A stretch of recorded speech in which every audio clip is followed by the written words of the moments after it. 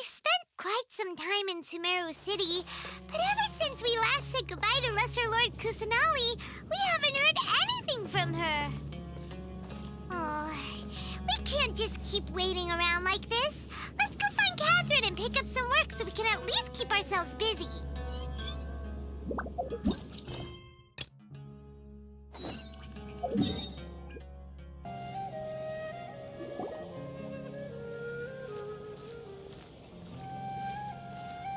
Ad Astra Avisask. We meet again, you two. Hi, Catherine. Do you have any commissions for us today? Commissions, huh? Let me think. Oh, how about this? Please attend the Academia's Academic Symposium this afternoon and recite a love poem on stage. Wait, say what now? And if possible, please also use your camera to capture the reaction of the audience upon finishing the poem. Huh? What kind of commission is that? I see. It appears that you're not interested in this commission.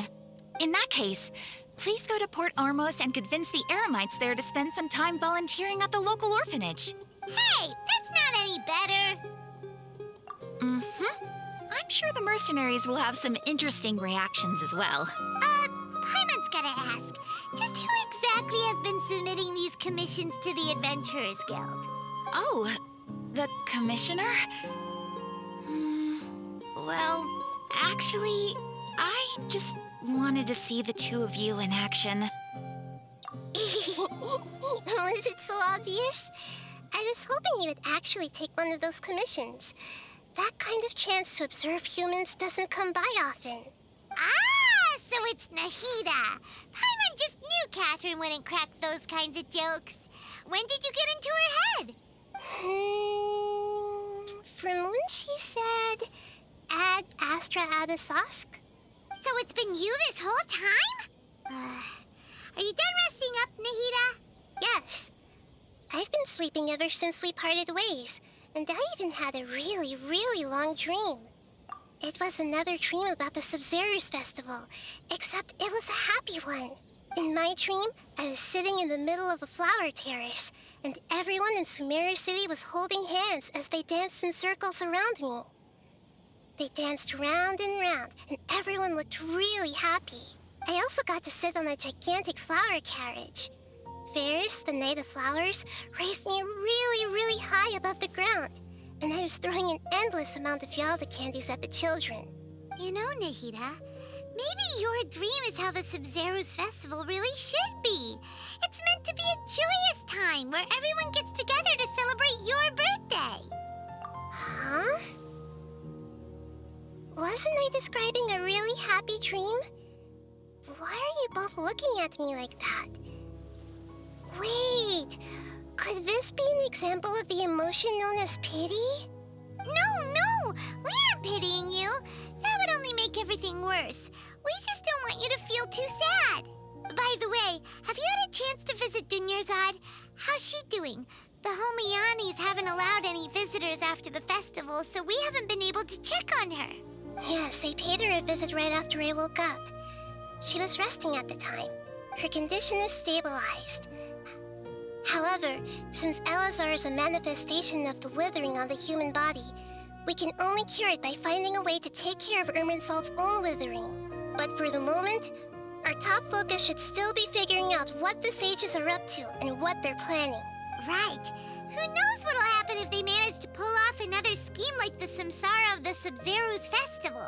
So our first priority should be investigating and putting a stop to the sages' activities. As for how we should pull that off, let's discuss it somewhere else. There are too many adventurers around here. Oh, good point. Sorry, adventurers. We're gonna be borrowing Catherine for a little while.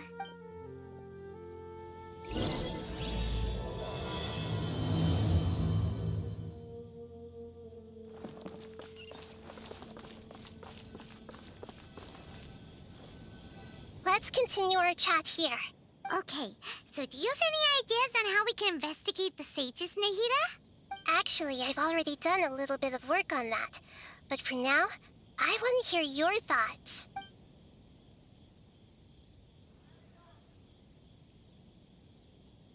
in the dark as of now. Since we still don't know anything about their goals, any rash move could tip them off and lead to terrible consequences. After all, every person in Sumeru City is one of their hostages. I've already tried that, but all the key members of the Academia, even the core 30 guards, intentionally avoid wearing their Akasha terminals. It seems that from the very beginning, they've been guarding against info leaks from the Akasha. Of course, it could also be because they're wary of me. Have you already caught the sage's attention? I'm guessing not yet, but distrusting me would make perfect sense if they've ever paid attention to the urban legends about me. In any case, I probably can't take over their minds directly. No way, that's too risky. You mean it'd be too easy to get caught? No, it's not that. We shouldn't involve innocent students in this. A single mistake could completely ruin their lives. Doing that would be ignoring the safety of my people for my own selfish goals. How is that any different from what the sages are doing? That's a good point. Spoken like the god of Sumeru. Are we really out of ideas?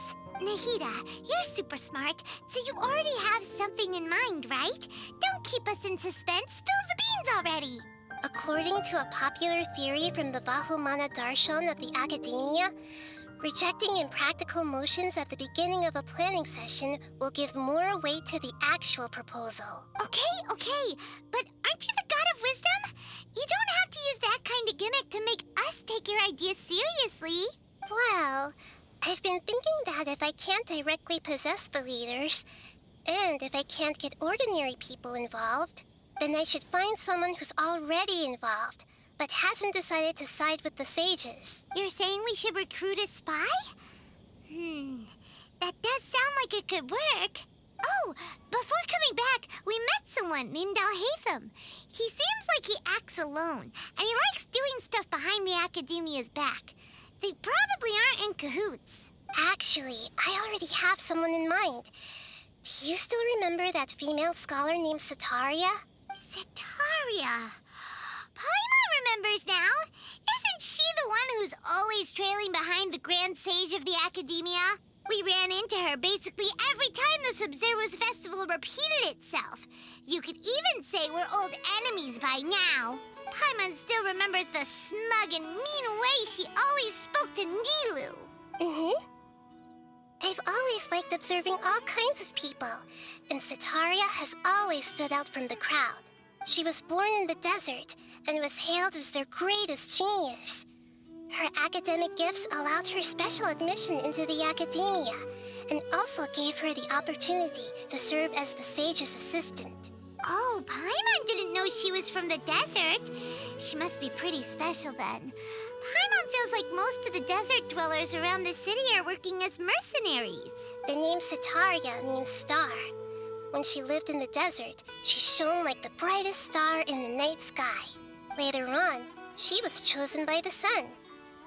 The star was given a place in the daytime sky to complement the sun's dazzling light. Soon after, the star witnessed the sun scorching the earth, which brought forth many disasters. The star began to waver. Instead of staying beside such a sun, wouldn't it be better to return and light up part of the night sky? But in the end, she couldn't give up the radiance of daytime. To cope with her shame, the star buried her guilt and closed her eyes. From the sound of it, Setaria's just hung up on the research opportunities here. But she doesn't really support the Academia. She still feels guilty about not doing more for the desert, right? She's just running away from her problems. Indeed. When they are presented with complex moral issues, many people will simply plug their ears and go with the flow until the problem can't be fixed anymore. She's suppressing a lot of guilt, but before she realized it, she had already become the sage's accomplice. Right. We must somehow make her face her problems again. That way, not only can we get useful intel from her, but she can also use it as an opportunity to redeem herself. From my past observations, Setaria will take a day off from the academia every 10 days to do some shopping in the city. Tomorrow afternoon just happens to be a shopping day for her. That'll be our chance. To prepare, let's go check out some of her favorite spots and have a quick chat with a few of the vendors there.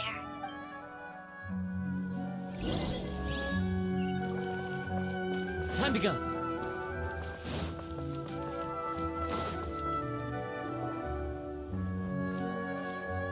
This should be Setaria's favorite fortune-telling spot.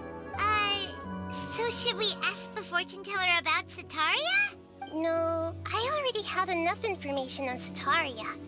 The most important thing now is for you to pay attention to the vendor's talking style and key characteristics. Talking style and key characteristics? My poor lost lambs, have you become troubled over your fates? The divine voice of wisdom often echoes between mine ears. If thou be blessed today by the gods, I may be able to show you the way. Huh? Really? Nahida, you've been whispering things to her? Shh! My friend here has some doubts regarding his future. Can we get a fortune reading for him? Of course, of course. In that case... It would seem that Harut and Marut are quite wary of you. Perhaps, at some time in the past, you have somehow offended the gods. Only mocking the god of Animo, questioning the lord of Geo's financial savviness, and brawling with the god of Electro. Do those count? Oh, nothing. Go on, pick an aspect for her to divine. Love prospects? No problem at all.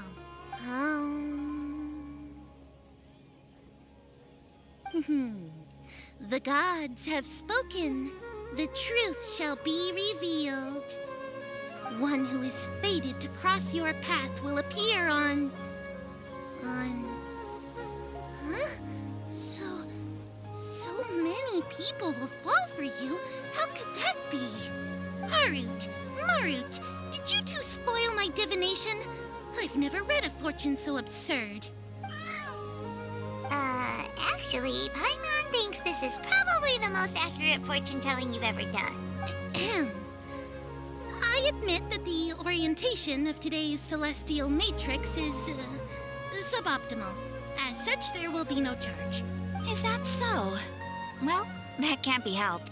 If you were to bring some food offerings for Harut and Marut on your next visit, perhaps they could help you reverse the wheels of fate.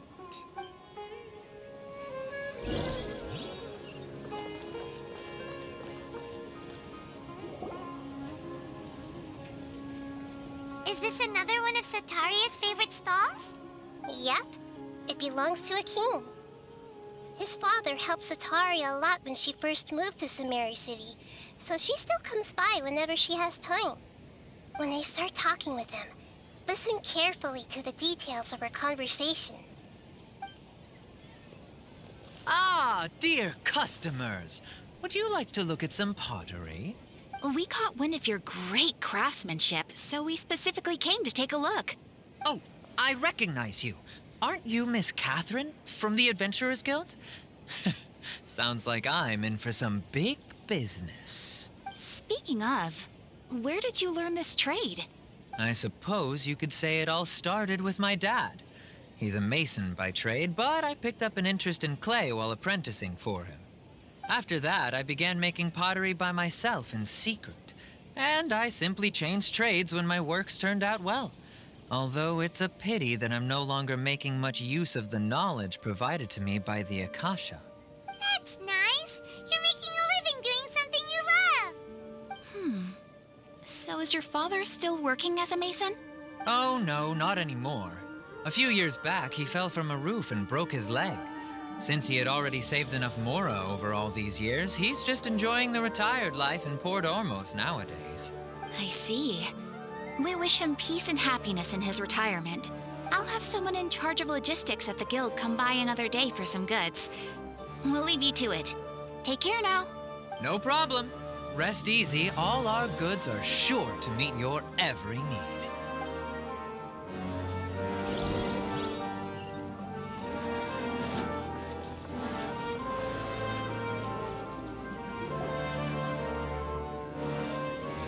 This should be our final stop.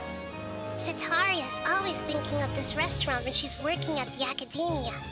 So she always comes by whenever she's out in the city. Nahida, you've really thought of everything.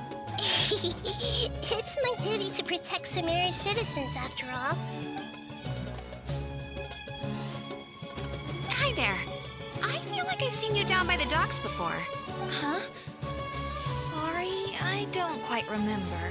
If I recall, you were having a discussion with someone about shipbuilding at the time. Ah, that's right!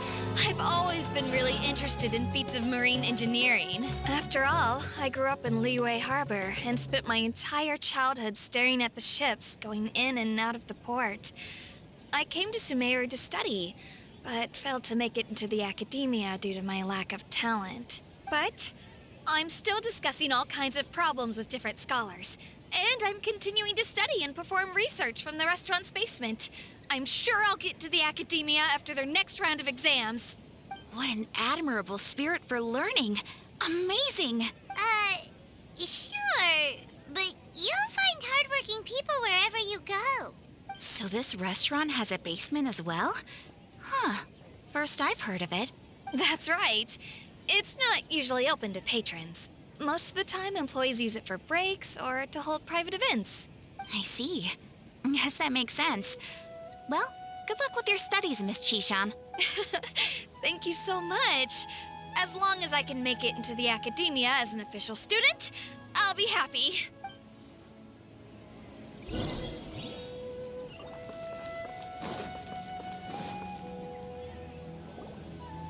So, was that everybody? Mm-hmm. 3 familiar faces should be enough for Setaria. What's the point of all the information we've collected?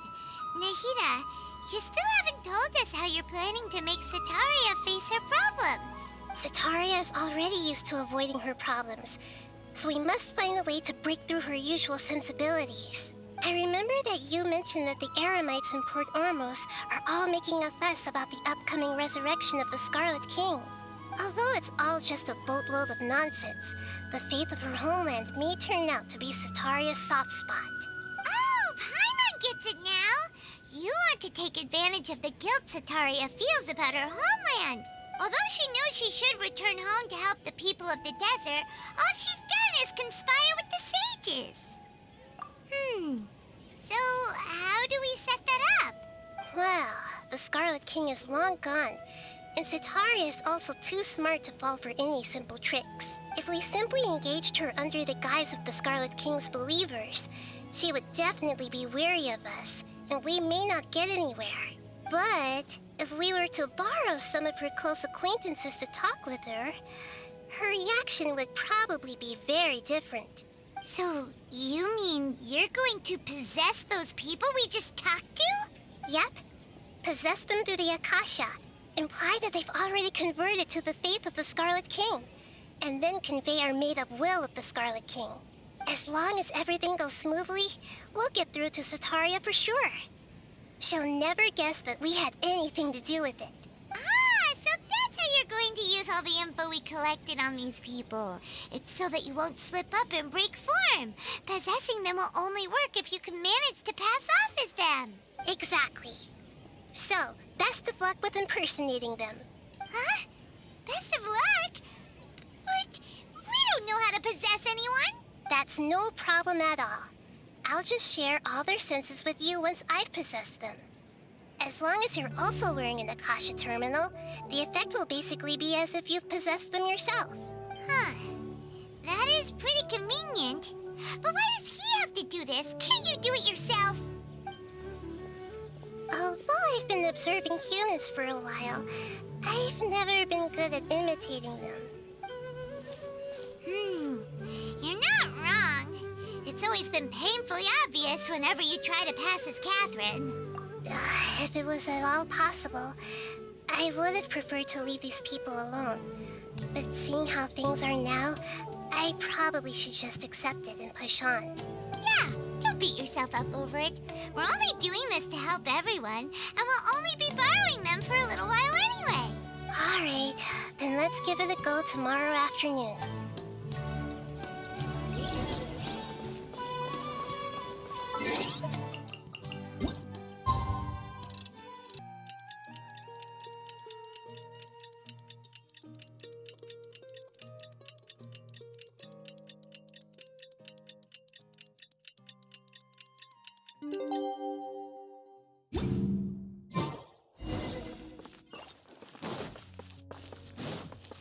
Time to go.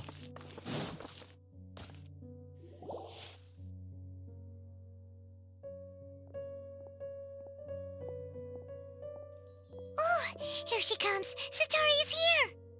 Let's quietly follow her. Once she starts talking to her acquaintances, we'll find a safe spot to begin possessing them. As for how we'll sway her to our side, I'll leave that to you. I trust you'll know what to say. Paimon's starting to feel kind of nervous. Okay, let's go. Looks like they've already started talking. Let's find a hiding spot and get started.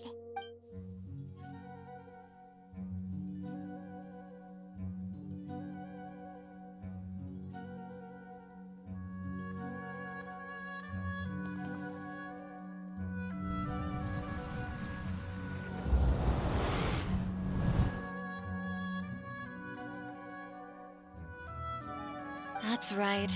You really can't force anything when it comes to love. And besides, everyone around me has a very different background and outlook. Are you still listening to me, Nahida? Oh, of course I'm listening. You were talking about troubles with your love life, right? I heard everything you said. Okay then.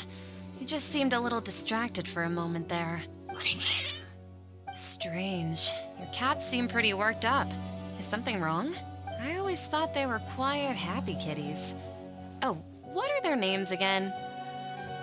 Ah, that's right. They are just little darlings, aren't they? Harut and Marut. So, which fortune do you want me to read for you today? You must have come for another echo of the divine voice of wisdom. I'd like to get another reading on my love prospects, but to be perfectly honest with you, I feel like I've been a real mess recently. A mess? Well, could you do a reading on how long it'll take me to finish my current project at work? I really just want to get it over with. I hear you. No problem at all. The gods will reveal the truth.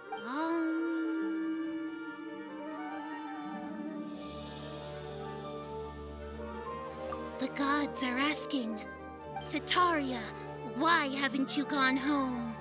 Why haven't I gone home? Do the gods really know everything I've been thinking about? Setaria, why don't you just go home? It's a demand now instead of a question. The gods seem to be truly upset. I'm sorry. I know I failed the gods. Please pass on my most sincere apologies and ask for their divine forgiveness.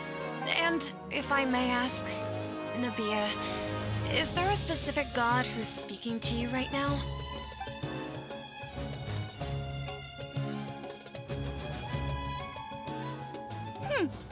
What an inconsiderate and naive question. The god who is speaking to me is, of course, the wisest and mightiest of all, the Scarlet King. The Scarlet King? No wonder he would make such a demand of me. Oh, wait a second. The Scarlet King passed away a long time ago. Even though news of the Scarlet King's resurrection has been spreading like wildfire, it's all just a misinformation campaign from the academia. How can the Scarlet King still exist in real life?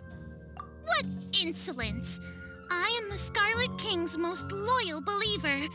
Do you wish to refute his voice of wisdom?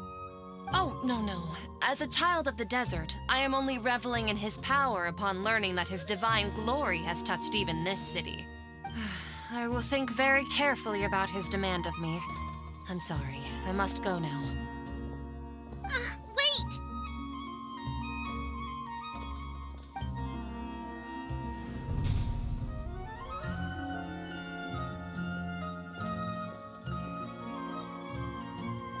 Whoa! She just ran off in a hurry. She looked pretty upset, too. Well done. Setaria didn't seem to suspect anything amiss. To have something she's been trying desperately to avoid show up out of nowhere and berate her, that must have shaken her to the core. Aw, Nahida, it seems like you understand human emotions really well after all. All I know are some abstract Haravatot theories. In any case, my time with you has shown a lot of them to be utterly useless. I'm still trying to make sense of everything. Anyway, enough of that. Let's hurry and catch up to Setaria. She's out of Keem's now, right on cue. Let's get ready to possess him right away.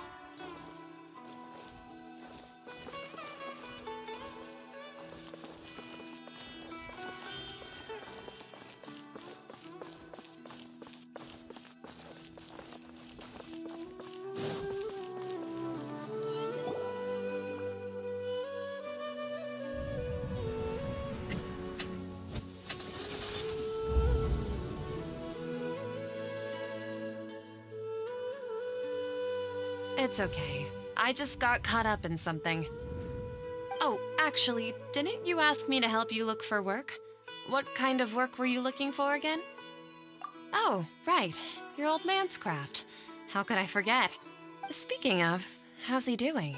Is he feeling any better? Oh, that's good to hear. I have been thinking a lot about him. If I could get some more time off, I'd love to pay him a visit. Actually, while we're talking about him, is he still living in Port Ormos? Yeah, he's been retired there for a while. If you could find the time, please write him a letter. Please pass on that recently, faith in the Scarlet King has taken root in Port Ormos and has begun to spread across Sumeru. He has a quick temper and has always been a devout follower of the Dendro Archon. I don't want him to get into a fight with those Scarlet King believers because of a difference in beliefs. Oh? So who are you siding with in all of this? The Academia or the Scarlet King? I'm so jealous of you. You were born a child of the desert, yet you chose to betray the Scarlet King, and now you spend all your time with those crooks from the Academia. Akeem, you don't mean you've also become a believer of the Scarlet King? What's so strange about becoming a believer of the wise Scarlet King?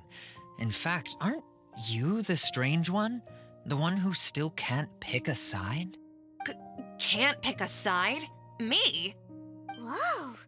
Paimon had no idea you'd be so good at this. You really zeroed in on the issue and put it right in front of her. It might feel a bit overwhelming for Setaria, but once everything is over, I'll be sure to pay her a visit to remind and explain everything. Anyway, let's keep going.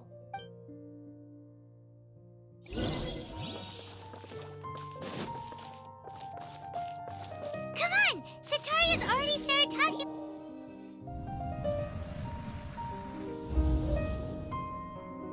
So, Shishan, have you noticed anything weird in the city lately? Like, as if someone was trying to preach to you about something? Oh, right. Speaking of strange things, I celebrated the Sub-Zerus festival so many times that I lost count. That was really weird. Wait, how could you be aware of that? That should be impossible. Nothing in the report indicated anything like that. Are you still failing to realize that the Academia's lowly tricks could never deceive all of Sumeru's citizens? Shishan, don't tell me that you've converted to the Scarlet King as well! What an absurd question. You make it sound like I should be ashamed for becoming a believer of the Scarlet King. In reality, shouldn't you be the one who is ashamed? You, who works side by side with the Academia and treated people as nothing more than experimental subjects? Please, please stop! Even now, Setaria's still trying to run from her problems. She can no longer justify everything to herself. Hey, she's trying to talk to the guards. What should we do? This is the most important part of all. Quick, get ready. Mercenary, you're a member of the Corps of 30, correct? Please help me pass a message to the Matra right away. The situation in the city is getting out of control. Please, try to remain calm, miss. Tell me what's happening in the city. Heretics are infiltrating the city, and they've already converted many residents to their side. Heretics? What kind of heresy are you talking about? The Scarlet King! Many people I know have suddenly started believing in him, but he's long dead. It's impossible. Miss Setaria, nothing is impossible. You know my name? The Scarlet King is immortal, and all who defy him will one day pay the price. You must face the truth, Setaria.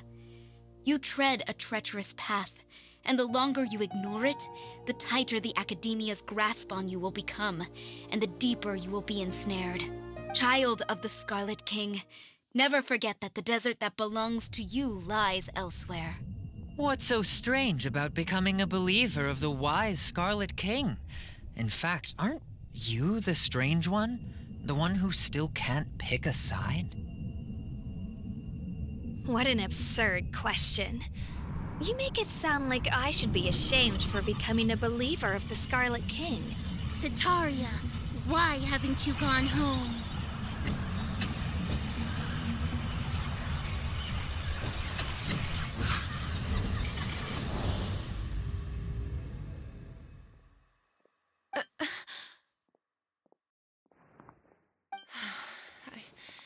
It seems that no matter where I run, I only keep finding more believers of the Scarlet King.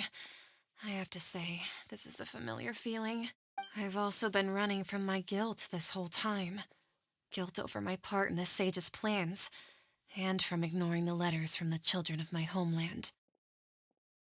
But no matter how much I may try to ignore or get rid of it, my guilt always comes back. You won't necessarily lose your research opportunities by facing the truth. Besides, did you really want to conduct your research while carrying such heavy feelings of guilt? How do you know me so well? Are you truly just a believer of the Scarlet King? Or are you the god himself? That's not important. The important thing is to pass judgment on the Academia and its sages, and to correct their mistakes. If you could provide some assistance in this matter, perhaps it could serve as a form of atonement. I've actually never believed in the gods, but I've always believed in serendipity. Your appearance must be a fated opportunity for me to get out of this wretched situation. Please tell me, what can I do for you? How much do you know about the sage's current activities? I was just one of the designers for the massed dream harvest scheme, which is what happened around the Sub-Zeru's festival. But I know very little about the full scope of the overall project. I'd assume that only staff with the highest clearance would have access to those confidential documents. I've just been working to meet the Grand Sage's specified requirements. However, there's something that's been really bothering me. I heard that a scholar who was previously expelled has returned to the city, and even the sages are still quite wary of him. To fight against the Academia, we will need to figure out the nature and the purpose of their work. Is there a way for us to get access to the confidential documents you mentioned? It should be possible if we're willing to take some risks. After all, I'm an assistant to the Grand Sage, and I've been working on many tasks outside of the project. One thing, though, I won't be able to transfer the documents to you through the Akasha once I get my hands on them. The sages have always closely monitored all activities within the Akasha. Let me see. Let's use the most primitive method. Send someone to pick up the documents tomorrow evening at the Academia entrance. The Academia entrance. Wouldn't that be too conspicuous? Don't worry about that. I assure you, this won't be a trap. I'm only suggesting this location because it'll draw more scrutiny for me to leave the Academia again. It'll be safest for me to distract the guards long enough to hand you the documents. All right, I trust you. So, if I were to successfully complete this task, would it mean I've atoned for my wrongdoings? That'll depend on the judgment of the Dendro Archon. The Dendro Archon. That's right. Her people are the ones we have endangered. As the god of wisdom, she's also the one responsible for judging and guiding the scholars. Maybe it's time for me to find a god to believe in. Just as Nahida predicted, we've managed to bring Setaria to our side. The Traveler's execution was ingenious.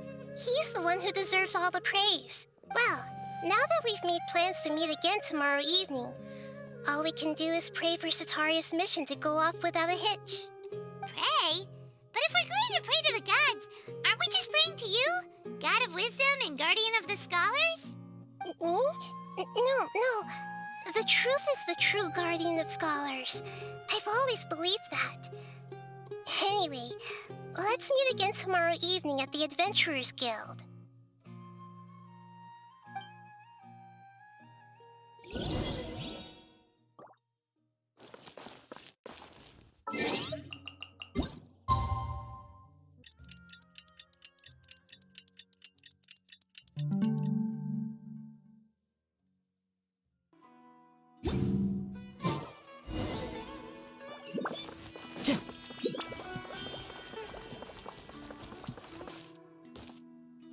Catherine, we're here!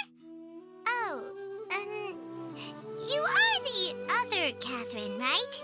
That's right. I suppose I'm the other Catherine in your mind. Shh! We're on a secret mission tonight, so we need to protect Catherine's identity. Yep, Paimon's right. We cannot fully rule out the chance that the meetup tonight is just a trap. If something were to happen, my existence may be the only trump card we'll be able to play. After all, the academia should still be unable to confirm the existence of my consciousness in the outside world. Yep, exactly. Just what Paimon was thinking. Anyway, enough about that. Let's just make sure to be on our guard. Off? What do you feel is off? It's the middle of the night. Of course it's quiet. You're not getting paranoid, are you? No, I think he's right. It really is a lot quieter than usual. If you look around, there seems to be fewer people on the streets. I'm not sure if this is the case for the entire city, though. Huh. Maybe it's just a coincidence.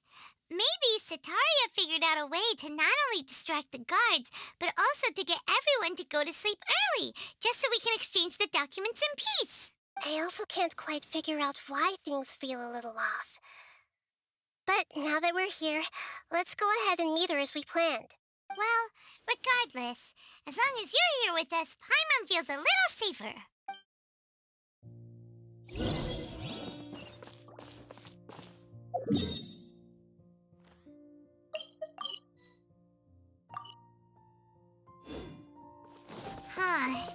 There really aren't many people out right now. Let's hope it'll be this quiet in front of the academia, and that Setaria managed to distract all the guards.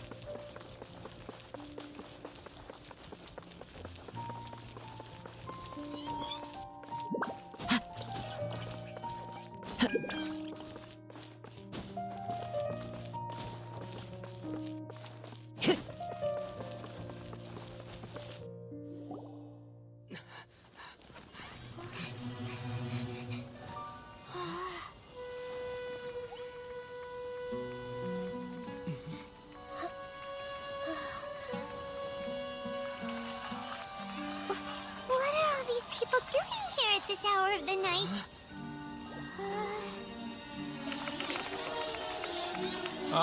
The triumphant hero returns at last. And to a rather spectacular welcome, even if I do say so myself. You're the outcast, expelled from the academia. Indeed I am. Although these days they tend to call me the Doctor.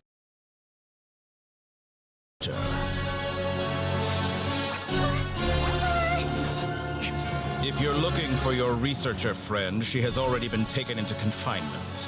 With some basic caution, she could have discovered the listening device on her person. Clearly, she lacks the degree of rigor expected of a true scholar.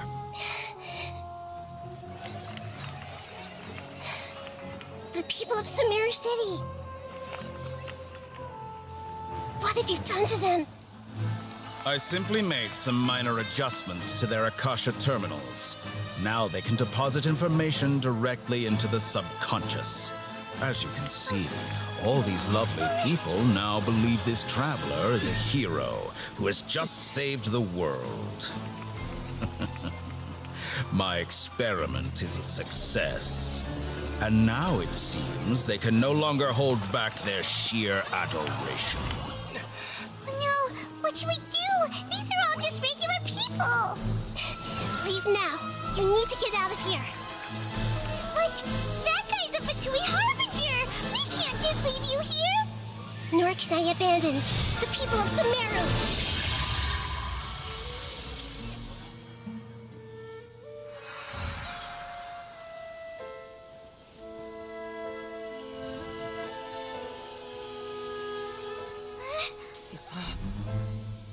Don't worry.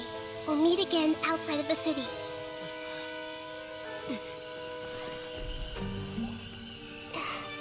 I see. You appear to have overridden their mental faculties with your own consciousness. To possess such a powerful mind, you must be the god of wisdom.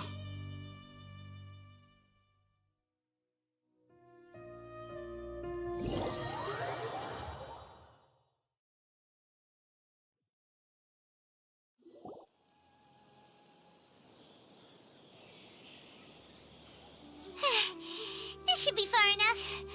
Whew. Paimon needs to catch her breath first.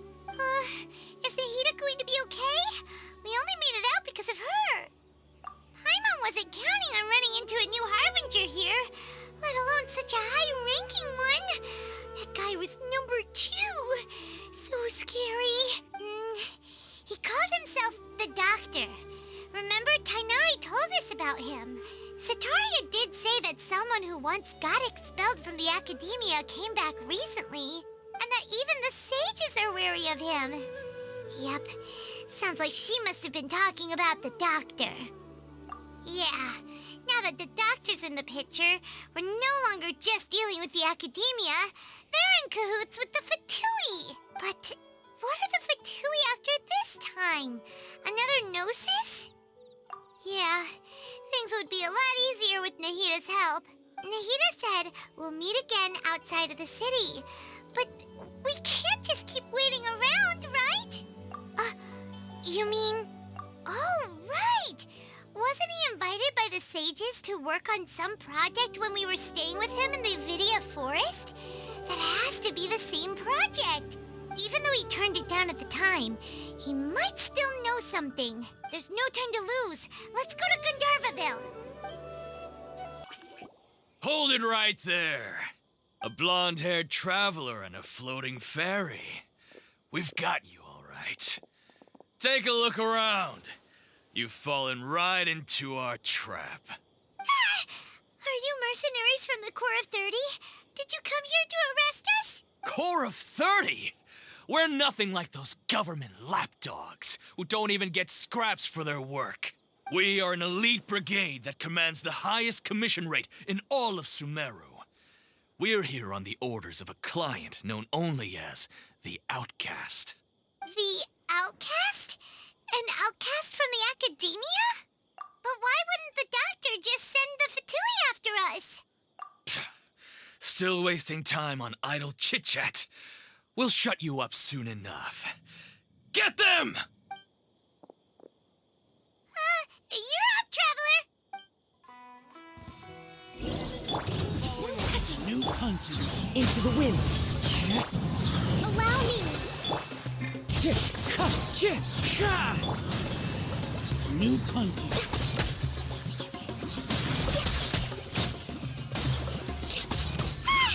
It isn't over yet! Here comes reinforcements!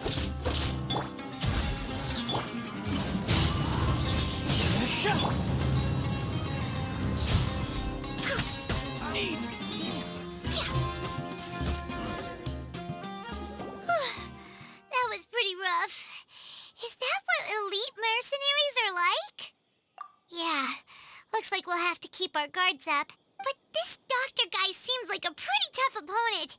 He knew exactly where to set up an ambush. Did he predict that we would try to find Tighnari? Going up against smart people is tough. Anyway, let's keep going. Oh, it's the Traveler and Paimon. What are you two doing back here? Kale, it's nice to see you again. Are you doing all right? To be honest, I'm not doing too well. My Eleazar has been progressing at a faster rate lately. I'm finding it harder to complete more intricate tasks. As a result, Master Tighnari is taking me off the patrol schedule. He will only allow me to stay here and coordinate other people's tasks. Oh, Kale. Speaking of Tighnari, did he go off on patrol? We're here to talk to him. Oh, Master Tighnari? He just left the Avidia Forest a little while ago. He was headed to Party's DI. He left? What? Isn't Tighnari always saying that he never wants to leave the Avidia Forest? He even turned down the Sage's invitation. I thought it was weird too. Master Tighnari always prioritizes his work as a forest watcher above everything. He almost never leaves his post. He left in a hurry this time, though. No, I only found out that he left through a message he left behind. He also made sure to delegate all his tasks using a schedule. To leave in such a hurry? I'd guess he had something urgent to take care of. Master Tighnari originally studied in the Amorta Darshan of the Academia, and Partis DI is something like the Amorta's research base. Many rare shrubs and grasses have been planted there for research. I know that before he became a forest watcher, Master Tighnari once spent a long time conducting research at Partis DI. A research base, huh? Gotta wonder what kind of research Tighnari just decided to work on all of a sudden. Oh, we don't have a lot of time, so let's go look for him at Party's DI. Don't worry. I'm fine. I'm used to living with Eleazar by now. If you run into Master Tighnari, please send him my regards. Got it. Will do. See you later, Kale. Wait! Look who it is! Thank goodness you're okay. We were so worried about you. Hey, this was supposed to be a touching reunion, but you're ruining the moment. Actually, it's very smart of the Traveler to be wary of me right now. After all, the Doctor has shown that his technology can apparently even control human minds. Plus, it's not like you could have known what happened after we split up and I was facing the Doctor by myself. Even a pool of stagnant water after a torrential storm can occasionally pass as a patch of sky. Paimon feels like only the real Nahida could come up with such an obscure analogy. Huh? But I wasn't trying to win your trust or anything. All I wanted was to clarify my point. Well, we understand that point now. Please, Nahida, tell us more about what happened. Are those poor people all right? When you left, I was still in the middle of restoring everyone's minds.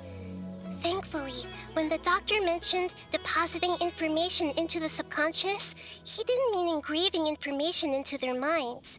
Instead, he did something closer to creating hallucinations. That was still within my power to fix. Luckily, I managed to finish my restorations and mind jump away from him just as he was about to capture me. What a relief. The Doctor sure pulled out some hidden cards, but good thing we had Nahida with us. I wouldn't be relieved just yet. I gave away my true identity when I restored everyone's minds, which means we've lost another one of our trump cards. Also, the Doctor is already an expert at modifying Akasha terminals. Maybe it's only a matter of time until he captures my consciousness inside the Akasha. Would that mean you'd no longer be able to jump between minds? Then how do we stop him? He's still at the Academia, so it's possible he already started messing with the Akasha. Ugh, it feels like he's toying with us. What a nasty piece of work. Plus, the Doctor's combat ability alone is apparently enough to make him worthy of being number 2 of the Fatui. We shouldn't give up hope just yet. Let's try to find another way to attack this problem. Actually, Nahida, how did you know we were trying to get to Party's DI? Have you been waiting for us? Yes, I have. I can see the traveler's elemental energy, so I deduced your destination by looking at the direction you were moving in. You didn't come here for sightseeing, right?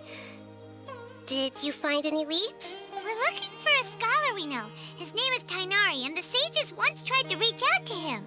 Why don't you come inside with us and see what we can find? Okay, let's just hope we won't get him into trouble.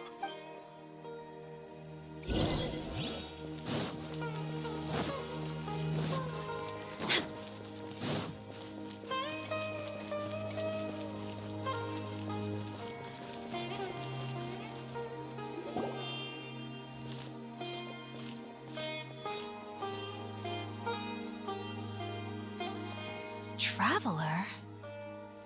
It is you! Ah, the voice! It's Haypasia! Ah, what a pleasant surprise! It's so nice to see the two of you again.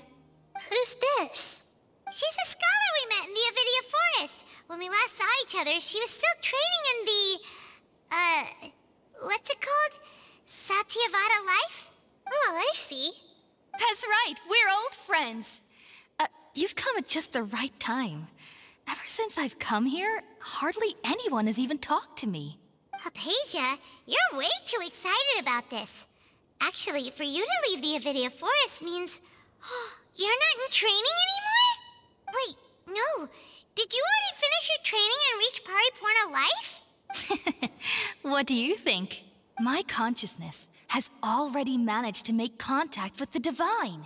You did it? Congratulations! It's so exhilarating to share this sublime joy with others at long last. When my consciousness made contact with the gods.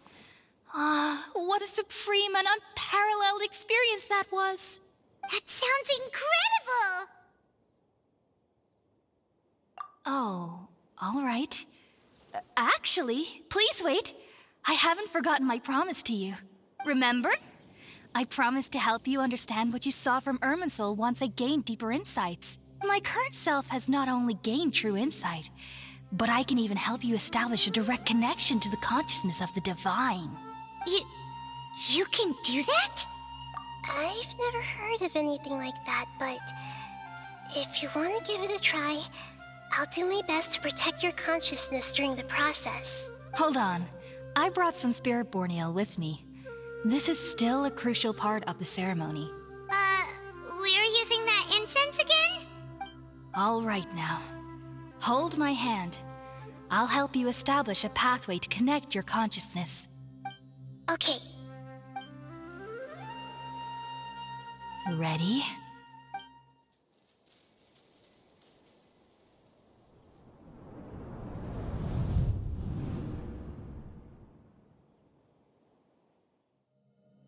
It took 3 betrayals for me to finally understand. The world is just an elaborate tapestry of lies. My fury will never be quelled. The first to betray me was a god. My creator. My mother.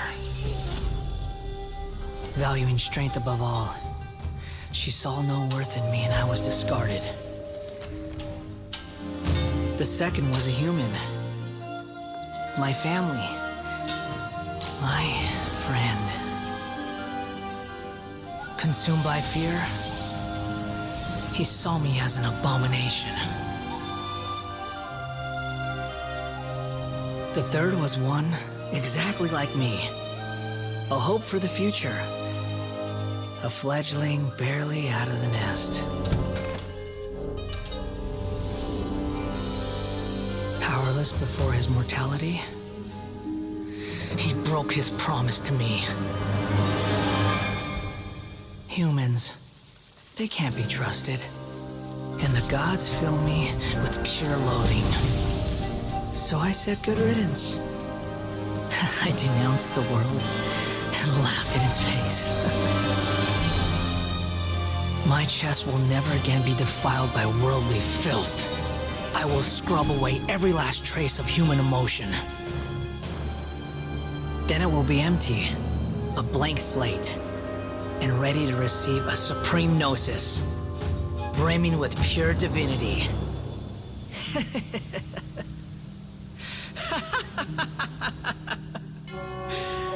There is no need to fear.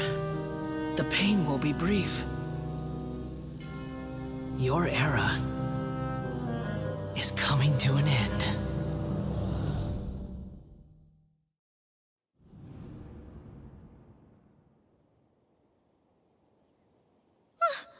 What was that? Did we actually just see the Balladeer's memories? Everything matches what we know about him. But how is he connected to the divine consciousness that Haypasia was talking about? You saw it, right? You felt it, right? Such a majestic god! Such a noble will! Such sublime emotion! Alas, shame. If only that which beats within my chest wasn't a filthy mortal heart. Oh, great and merciful God, please grant me forgiveness and salvation. Do you understand now? I'm afraid this is no Puripurna life, but rather... You! Why are you so mean to me? Why is everyone hiding from me? I found divine wisdom. Shouldn't I receive praise and honor? Haven't I uncovered that light in the darkness? Haypasia? That's how I always thought everything should be. Wait, have I already lost my mind?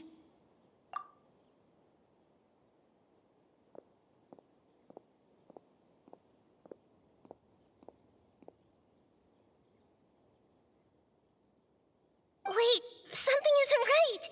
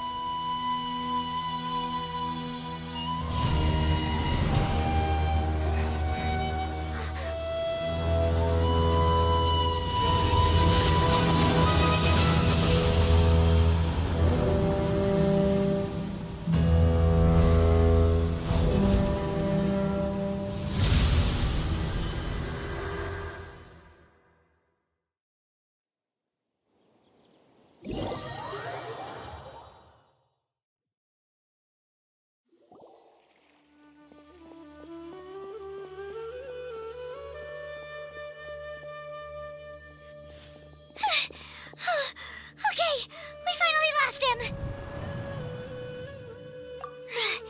Are you okay, Nahida? Wait, no. Something feels different. You're back! Oh, the Traveler's back? Nahida was controlling your body for a while. It seemed like she jumped over to you as an emergency measure right before the Catherine puppet was destroyed. After that, Tighnari heard the commotion and came over. He helped us defeat the mercenaries and then he ran with us all the way here. What? You swapped places? You mean your consciousness also went into Nahida's body? Wait, then where is Nahida's consciousness? Where is she now? I never imagined that an individual's consciousness could be transferred around like this. Had I not seen it with my own eyes, I would have never believed it. I don't think this can be achieved with current human technology. Also, while we were running, the consciousness in your body told me to pass on a message. She said, "The doctor has found a way to trap my consciousness, so I can't journey with you anymore. But even in a moonless night, a shower of starlight can still drown out illusions and lies." Oh no! Nahida's trapped in the sanctuary of Surasthana for good this time. schedule she left for us? It's pretty vague. Oh, that makes sense. Since the doctor captured her, she won't be able to say anything without him knowing. She's being extra careful. Even in a moonless night, a shower of starlight can still drown out illusions and lies. Huh. Paimon knows the moon illusions and lies are from the alchemical divination at the Sub-Zero's festival. Didn't Nahida use a starlight analogy before? It had something to do with Setaria. Oh, that makes a lot of sense. Huh. Do you think Nahida was telling us to go find help in the desert? But she isn't with us anymore. Think we'll be okay? Paimon, you said Sanctuary of Surasthana. Does this mean that this Nahida you're talking about, the consciousness who was occupying the traveler's body, is the Dendro Archon? Your guess is correct, but the situation's a bit complicated, so it's really hard for us to explain right now. That's all right. A scholar's curiosity doesn't need to be appeased right away. As for the complicated nature of the situation, safe to say I have witnessed that for myself. I've spent some time with you, and it looks like the Dendro Archon's also on your side, so I trust you. Thank you, Tighnari. Oh, actually, we came here to ask you a question. What do you know about the project that the sages have been working on? Ah, that. While I was indeed invited to join that project, the sages were always secretive about its scope and goals, so I eventually declined. All I know is that that project has something to do with the restoration of Irminsul. Huh? Did you see something when you were in Nahida's body? What? Do you have any evidence?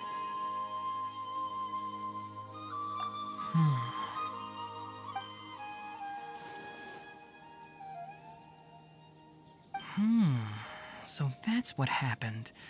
That explains why Haypasia's symptoms were different from those of the other scholars who went mad. It's because she made contact with the consciousness of a new god who is still in the process of being born. Tighnari, did you leave the Avidia Forest because of Haypasia? I did.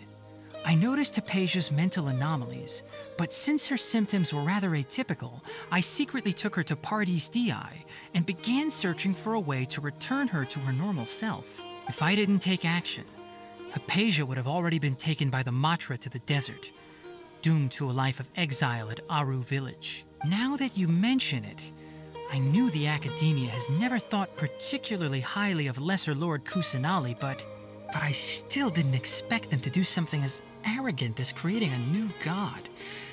Looks like I made the right decision by not accepting their invitation. The Doctor and the Balladeer. We have 2 Fatui Harbingers in Sumeru. Sounds like we're in for a bad time. From your description, I don't think they've completed their project. There may still be room for us to intervene. But then, what is the connection between creating a new god and restoring Irminsul? Yeah, it feels like we're still nowhere close to figuring out the sage's goals. Right, we've pretty much gone over everything we need to know, so we should head out. How about you, Tighnari? What are you going to do? I'll stay here for now. I still want to try a few more things to help Haypasia. If you're planning to go into the desert, start by heading for Caravan Rabat. That'll be your fastest route. Come find me here if there's anything else I can do to help. May the spirit of wisdom go with you. Thanks, Tighnari. Hopefully Haypasia will feel better soon. We're off then.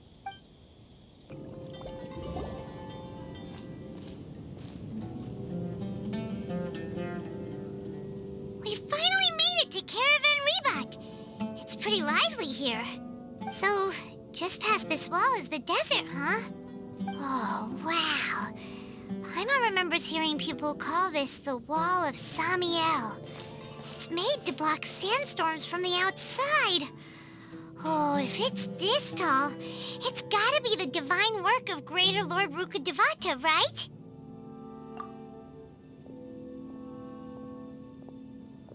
Enough gawking. Come on, follow me. Huh? Over here.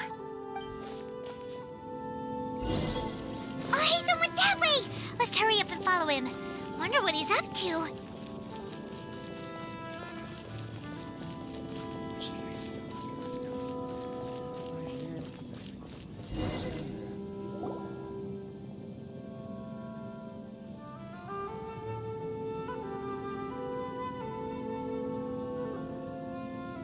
What the... Where did he go? How did we lose him? They were just here a second ago. More Eremite mercenaries? Who are they working for this time? Anyway, Traveler, it seems like we were being followed again. You were too careless. You should have noticed those hopeless amateurs trailing you a long time ago. There's no need to thank me. I've never cared to keep track of personal favors. All I did was correct a mistake I happened to come across. It's a habit I developed at the academia. You really gave Paimon a scare, Alhaitham. We never thought we'd run into you here. Last time we met at Port Ormos, didn't you say you were going back to the academia? Wait, don't tell Paimon that you're here to take us back on their orders. Oh, so you've already landed yourselves on the academia's hit list. I can't say that I didn't expect it. However, had I wished to turn you over to the academia, don't you think you'd already be the Eremites' honored guests by now? Oh, right. You do have a point. I have no interest in running errands for that project. As a scholar, I've always belonged to the camp that promotes researcher autonomy. And these days, you're more fascinating than anything the sages can offer. Not quite. To tell you the truth, I'm still investigating the Divine Knowledge Capsule. Unfortunately, I've run into some difficulties. Everyone says the capsule originated in the desert and was eventually moved to Port Ormos. If I am to get to the bottom of this, I must understand how the capsule first came to be. Which brings me back to you, and why you're so interesting. The leader of Ain al-Ahmar used the Divine Knowledge Capsule right in front of you, and upon seeing him, your expression became perplexed, and you were lost in thought for quite some time. To have that kind of reaction, I think you must have realized something. Are you interested at all in sharing what you've been hiding from me? Alhaitham, you really have a ridiculous eye for detail.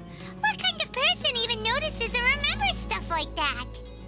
So that's your answer. Well, I do work for the academia after all. So considering that, it is indeed wise to keep your cards close to your chest. But that does prove you do have some undisclosed information about the Divine Knowledge Capsule. Am I right? No matter. Rather than simply learning the answers from you, I'd still prefer to investigate on my own. Speaking of, you two are also headed to the desert? That's right! We have the same plan as you! But we don't really have any concrete goals at the moment.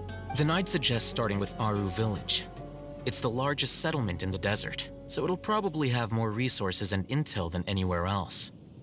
Well, would you like to head there together?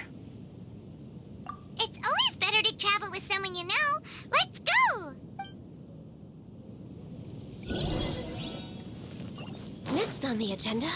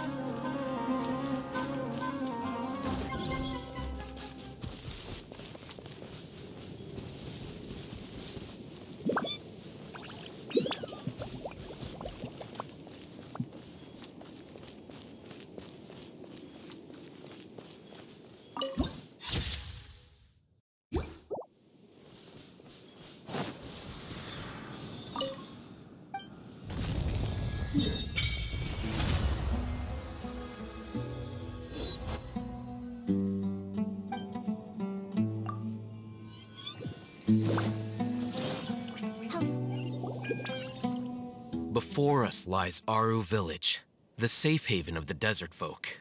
Whoa, this landscape is really something else. What a cool place! Let's go check it out!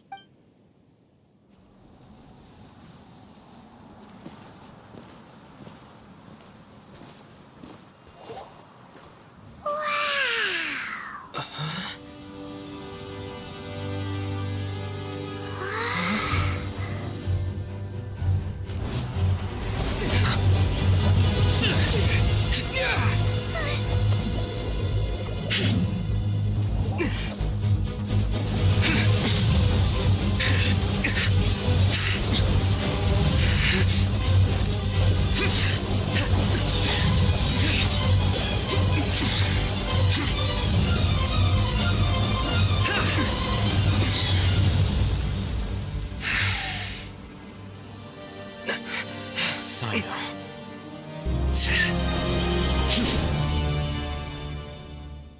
Unless my memory fails me, we have barely spoken 2 words to each other before now at the Academia. Would you care to enlighten me as to when and how I invited the General Mahamatra's wrath? Alhaitham, do not think you can escape my judgment just because you managed to escape my attack. Judgment? So that's how you'd characterize your actions here, is it? Or would elimination perhaps be a more accurate description? Had I used my full strength, not even this traveler would have been able to stop me. Though styled like an assassination, I sought only to ensure that my target would be unable to flee or resist. Standard practice for the Matra, as well you know. Seemed to me more like your own personal touch. Who is that, Alhaitham? Did you call him General Mahamatra? Yes. General Mahamatra Cyno, head of all the Matra at the Academia. He's a formidable hunter, and the ultimate nightmare for any who have committed academic crimes. You seem to have placed a lot of trust in Alhaitham, to the point of blocking an attack for him. If I were you, I'd never choose to side with him. I wouldn't believe a single word that comes out of his mouth. I have been pursuing this scribe for a long time. I urge you, stand back and do not seek to defend him any longer. Otherwise, there will be consequences. Has Alhaitham done something wrong? Paimon doesn't think he's as bad as you've made him out to be. I won't waste my breath explaining things. Alhaitham, I saw it during our fight. Take it out.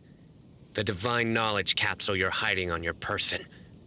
Unless you want me to retrieve it for myself. Very perceptive of you. Nothing escapes a Matra's senses. Wait, the divine knowledge capsule? Didn't it fall into the Matra's hands in Port Ormos? No wonder you speak with such confidence, Cyno. But I must admit, I'm very curious.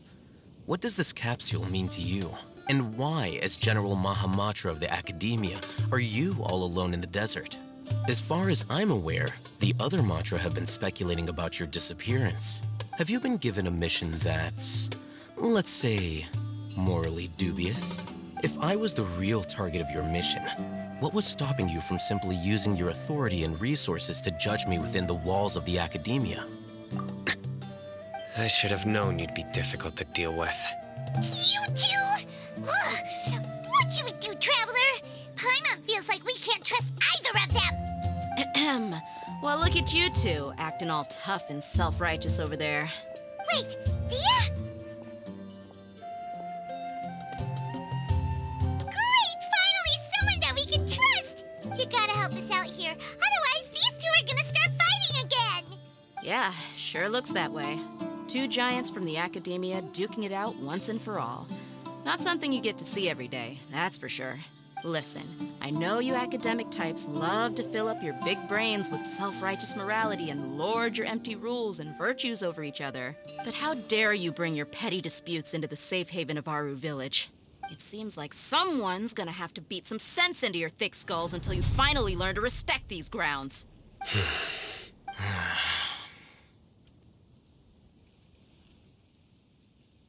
Hey, did either of you hear a word I just said? Whoa, what's going on? The wind's so strong. Is this a sandstorm? Paimon's gonna get blown away. Another sandstorm? What's up with these recently? Hey! All of you, over here, quickly! We have to take cover. Someone's calling for us. Oh, this wind is too strong. Let's get over there. That sounded like Candace. Come on, you two. Jeez, are all of you academia folks such hard work? Move it! All right, stop yelling.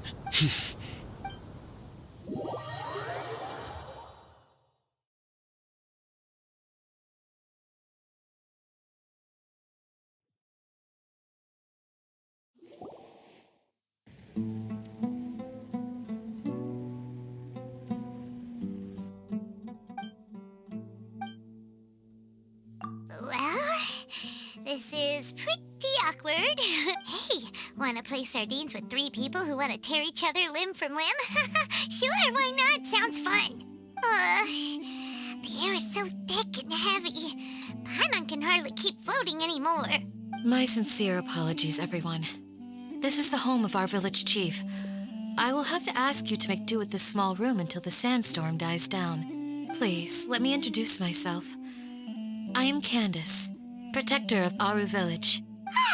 Our savior has come at last. Nice to meet you, Candace. The name's Paimon. Thank you so much for helping us. There's no need to thank me. It's only right to help each other when the weather gets rough. Wow, she's so gentle and caring, like a nice older sister.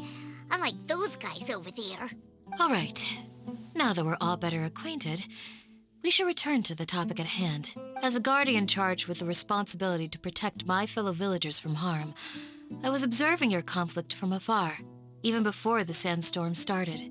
And now that you have set foot within Aaru Village itself, it is all the more my responsibility to make absolutely sure that you pose no threat whatsoever to us. So please, have an honest and sincere conversation with one another and put your hostile feelings to rest. If anyone dares to start anything again while they are under this roof, I will not hesitate to send them out for some quality time with the creatures of the sandstorm. Oh, on second thought, Paimon may have misjudged Candace's character. And that goes for you too, Miss Dehya. Do I make myself clear? All right, we got it, Candace. That's what I like to hear. So, which of you will begin? I was supposed to be a mediator, but I might have gotten a little too involved just now. Anyway, one of those two should probably start talking. Wait, that was you trying to be a mediator? I have nothing to hide, so there's no shame in explaining myself. While Alhaitham wasn't wrong about the other Matra not knowing my whereabouts, it's not because I've been assigned a morally dubious mission. Rather, I've chosen to exile myself. Huh? Exile yourself? A little while ago, I discovered that there was data missing in the Academia's project planning and development files. What little they did report clearly did not match the project's actual progress. As General Mahamatra, I had the responsibility and authority to request an audit. However, to my surprise, the person responsible for the erroneous data was none other than Grand Sage Azar himself. I tried to investigate the issue myself before submitting a formal audit request, but I soon found that all leads and potential pieces of incriminating evidence were carefully concealed from me. I began to realize that they were cautious of me from the very beginning. Unsurprisingly, the Grand Sage rejected my audit request as soon as the submission reached his desk. He even said to me, "The power of the General Mahamatra is granted by the sages. You have no right to judge us." So they really are up to no good. I realized then that to the Grand Sage, the Matra are nothing more than tools for the sages to assert and maintain their control over knowledge. The vows that we took, the principles that we strive to uphold, they are meaningless to the academia of today. I believed it would be wise to flee the academia before the sages had a chance to take action against me. This way, they can no longer see nor predict my actions. I will never give up on this investigation. There's no need for someone else to give me power or authority. Once I find the truth, I will administer judgment by my own name. Cyno seems to have the same goal as us. We're all investigating the sages. Plus, now that he's no longer the General Mahamatra, he somehow feels a lot less scary. Well, Cyno, if that's your story, then why did you see Alhaitham as a target? When I was investigating the matter in the academia, I overheard a conversation between Alhaitham and a sage. The sages asked you to investigate a blonde-haired traveler. Do you dispute this, Alhaitham? What? Like many parts of the project, this assignment was undocumented. Now throw in your suspicious behavior with the Divine Knowledge Capsule, and I think we deserve an explanation. Yes.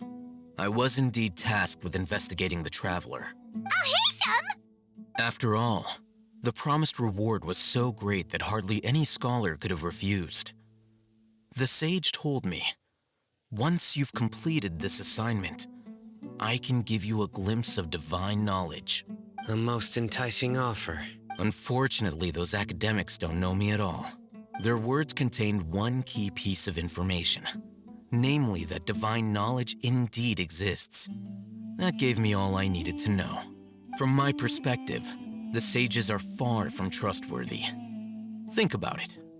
Isn't it a little strange they're so willing to share divine knowledge with anyone, even as a reward?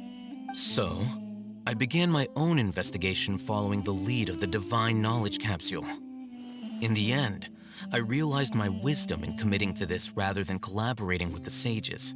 Had I been less guarded, I probably would have ended up like that Ain al-Ahmar mercenary, incapable of remaining sane for long enough to hold a conversation. You mean that the sages originally planned to dispose of you, using one of those capsules that drive people insane? I'd already given up on the assignment by then. I only told the academia I was waiting in Port Ormos for you to appear so they wouldn't suspect anything. So it came as quite a surprise when I encountered my erstwhile target while investigating the Divine Knowledge Capsule. Criminals do love to talk about coincidences. Even though I ran into the Traveler by chance, I had no intention of providing assistance to the academia. Also, you should remember, you were the ones who decided to follow me and strike up a conversation after I left that tavern. That's true. Alhaitham helped us out at Caravan Rebat as well. Maybe he's telling the truth. I'm willing to apologize, if that's worth anything to you. I took the Divine Knowledge Capsule behind your back because I judged its existence to be a significant risk. I felt that it would be best for no one to interact with it before it had been properly studied. After all, curiosity often proves to be the most dangerous thing in this land. You should be well aware, Scribe Alhaitham, that curiosity can also lead you to danger and suspicion. Answer me this. Did the sages share any information about their project with you? Have I not made myself clear? You and I are both distrusted by the academia. Do you really think they would tell me anything? Fine. Although you haven't completely proven your innocence, I won't regard you as an enemy, for now. As you wish. Good. I'm glad to see you two clearing up your misunderstandings. And now you, Dehya. I believe it's your turn. Oh, sorry. Whatever the boys were talking about must have been so boring that I spaced out. My situation is pretty straightforward. My employer, Dunyarzad of the Homayani family, is friends with the Traveler and is currently recovering from her illness at home. I had nothing going on, so I decided to return to Aaru Village for a visit. I was actually looking forward to a pretty exciting time getting back together with everyone here. But then I saw these two random guys in the middle of a pointless argument. It ticked me off, and things went downhill from there. Is that all? Well, I will admit that definitely sounds like your style. In that case, welcome back, Dehya. That's more like it. I missed you all so much, Candace. Whoa! What was that sound? No need to worry. Now that you're no longer at each other's throats, please make yourselves at home.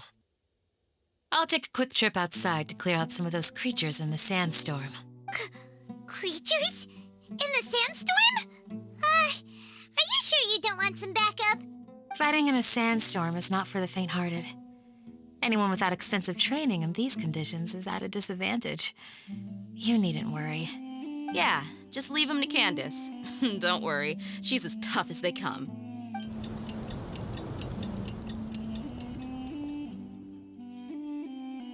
The wind's died down.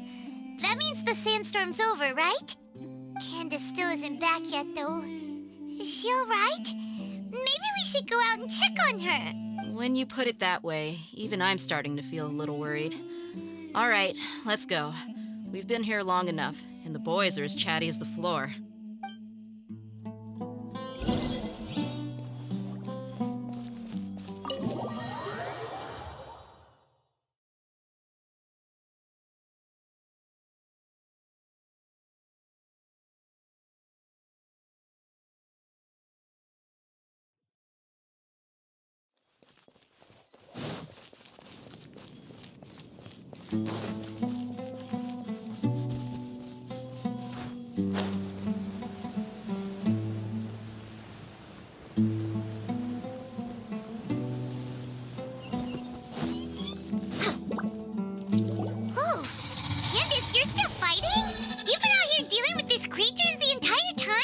Yes.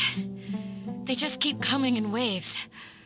I've lost count of how many I've defeated. Before I realized it, even the sandstorm had stopped. Ah! Here comes another wave! Leave this round to us. I got interrupted earlier, but now I have something to take my anger out on. It's been quite a while since I've seen the Flame Mane in action. I'll leave these to you then. I'll be sure to put on a good show. Let's go!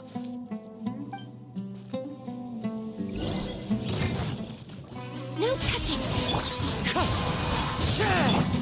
Allow me!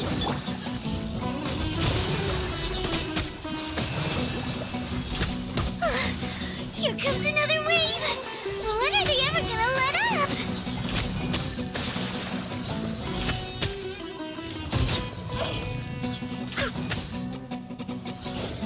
Next on the agenda.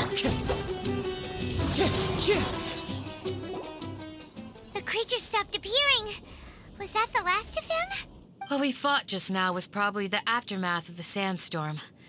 So we should be safe for the time being. Well fought, everyone. No injuries, I hope. Huh? Who are you? My apologies. I haven't had a chance to greet you yet. I had my hands full taking care of the village's elderly and children. I am the chief of Aaru Village. Everyone usually calls me Uncle Anpu. Sir, I am also originally from the desert, but I have not been back for some time now. May I ask if such sandstorms are common? I can't say they've always been common, but recently the storms have become increasingly severe and frequent. Besides sandstorms, we also occasionally get earthquakes. According to an investigator who stayed in the village a while ago, these unusual natural phenomena are related to the withering of Irminsul. Another effect of Irminsul's withering. So, Irminsul's withering causes withering zones in the forest, and sandstorms and earthquakes here in the desert? Everything in the natural world is inextricably connected to Irminsul. These regional symptoms can indeed be a reflection of Irminsul's present state. Everyone in Aaru Village needs to take good care of themselves. Speaking of which, why haven't I seen a single village keeper since I got here? Village keeper? Who are they? Village guards like Candace? Does your curiosity know no bounds? Village Keeper is how Aaru Village refers to mad scholars exiled here by the academia. Most of them are scholars who lost their sanity after a period of training in the Avidia forest.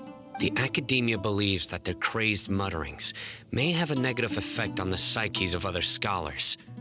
So, they're forcibly exiled to the desert. Though if you ask me, it's all a boatload of nonsense. Alas, that's exactly what we've been trying to investigate. One by one, the village keepers have been mysteriously disappearing without a trace, but no one in the village has ever seen them leave. If you're planning to stay around the village for the next few days, I'd appreciate it if you could keep an eye out for them. I've had encounters with those people in the past. I'll see what I can do to help. The Matra are the ones responsible for their exile. Now that you're no longer with them, are you trying to alleviate your guilt and atone for your past sins? I'm fascinated by how you think. Mock me if you will, but if you are guilty, I will eliminate you, regardless of my position or identity. Oh, you're the former General Mahamatra. You must be an expert in these kinds of investigations. Thank you for your help. Is it because you're reminded of Haypasia? Oh, these poor scholars. First they lose their sanity, now this! We need to help get them back home, safe and sound. But, is it really a good idea to tag along with Cyno? You seem like you really don't trust him. I'll be grateful for the assistance. No doubt you will do a better job than some of my former subordinates. Let's start by finding a spot to share what we know so far.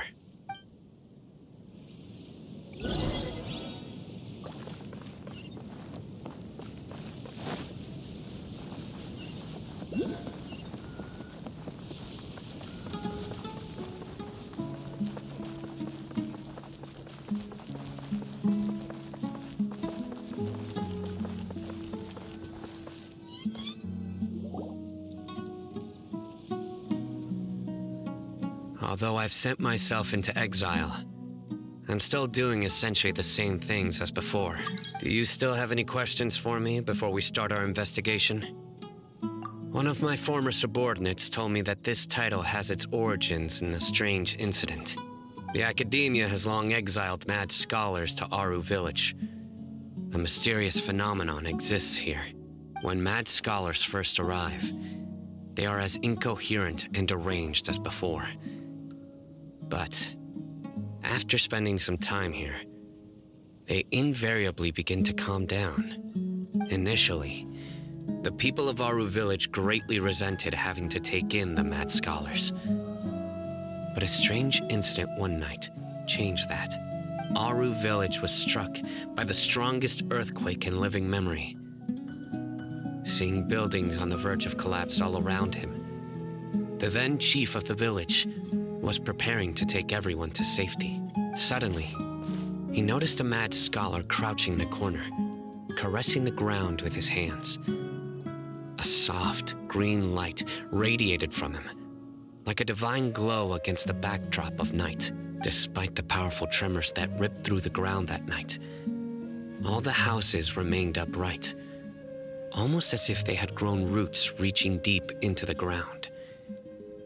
In the end, not a single building collapsed, and no one was hurt. After that, the people of Aaru Village treated the mad scholars with greater kindness, and began to refer to them as the village keepers. The soft green light? A mad scholar protecting Aaru Village? What do you make of it, Traveler? Paimon thinks so too. Actually, Cyno, do you know if any of the mad scholars continued to wear their Akasha terminals at Aaru Village? In theory, they would continue wearing them so the Academia could still monitor their activities. With that said, the main Akasha system would no longer have any interaction with them. Oh, no wonder! Everything makes sense then! Add in the fact that they calmed down, it was probably Nahida who calmed them. If you are able to draw a conclusion from this one story alone, then it appears you possess much more information than I do. So, what do you make of the story? Really? Lesser Lord Kusanali. What? You don't believe us? Lesser Lord Kusanali was definitely using the Akasha to give her power to the mad scholars! No, it's not so much that I don't believe you. I'm just struck by your reasoning. Lesser Lord Kusanali, the current Dendro Archon, is she really active in Sumeru? The Academia has always placed far greater importance on the late Greater Lord Rukkhadevata. They've more or less ignored Lesser Lord Kusanali, and I've never had any reason to doubt their views. In addition, I've never heard any stories about Lesser Lord Kusanali and her deeds. To me, she might as well have been a god that never existed.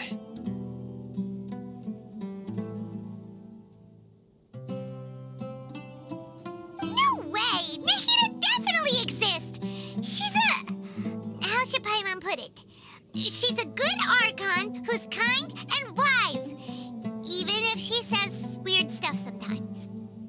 I've spent many years interrogating criminals, so I can easily tell when someone is lying. Good! Then you should know that we're telling the truth! That look in your eyes. I've never seen that from a liar. You two really must have met Lesser Lord Kusanali. How can this be? To think, our Archon has been amongst us this entire time. All right, now it's our turn to put our skills to good use for this investigation. But easier said than done, especially since we don't have any leads. Maybe we can start by knocking on some doors. Excuse me, are you here to help me find my grandpa? Huh? Who are you? By the sounds of it, a resident of this village. My name is Isak. You'll help me find my grandpa, right? Is your grandpa a mad scholar? Hey, don't say that. Grandpa is just Grandpa. Why do you have to call him that? It's not like he's a bad person or anything. The person you're referring to is not a local, yet you are. Why do you call him Grandpa? Grandpa is just Grandpa. He's my family. I heard everything you said to the village chief. Please, you gotta take me with you. I want to find my grandpa. I swear I'll help. I won't be a nuisance. Ah, so you're the one who was eavesdropping on us around the village chief's house. I was planning to go out and take care of whoever it was, but I had a vague feeling that they didn't harbor any ill intent. Whoa. Alhaitham wasn't kidding about Matra having sharp senses. Cyno, he's just a kid. All he wants is to find his grandpa. Let's find a way to help him. Sorry. I was only listening in because I wanted to know where Grandpa went. Honest. If you don't believe me, you can ask Miss Candace. All right. But first, let's confirm the facts with Candace.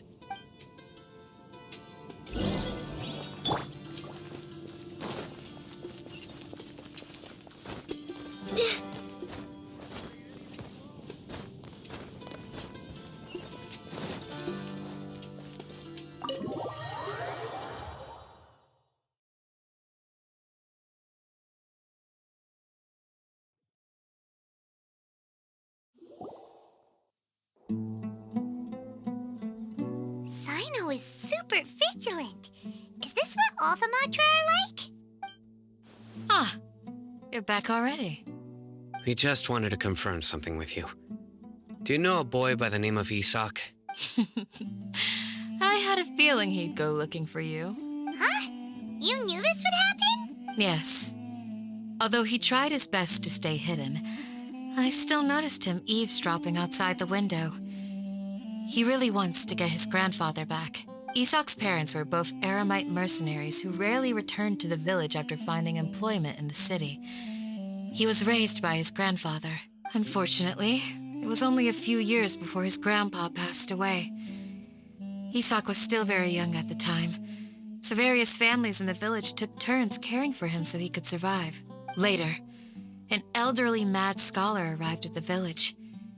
Isak thought the scholar bore a striking resemblance to his grandfather, and thus often spied on the man. However, the scholar was unkempt in appearance and incoherent in speech. Although Isak referred to the man as his grandpa, he was afraid and didn't dare to approach him. One summer night, the oft mumbling and bumbling grandpa suddenly calmed down and seemed to become more lucid.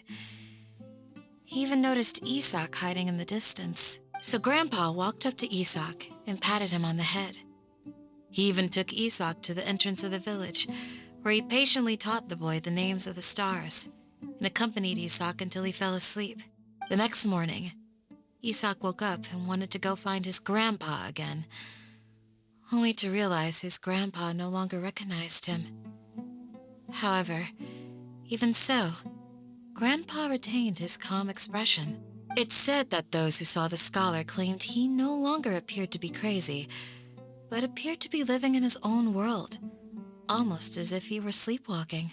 Isak was thrilled that his grandpa was able to find peace, and would follow him all the time, asking him things like, "Grandpa, want me to take you somewhere fun?" Or, "Grandpa, could you tell me stories about the stars again?" All this somehow just makes Paimon feel really sad. It seems like they both deserve so much better. Perhaps. Nearly everyone who lives in the desert has some form of hardship or regret. But even so, we must still continue on with our lives. It's also my reason for fighting. I must continue to protect this land.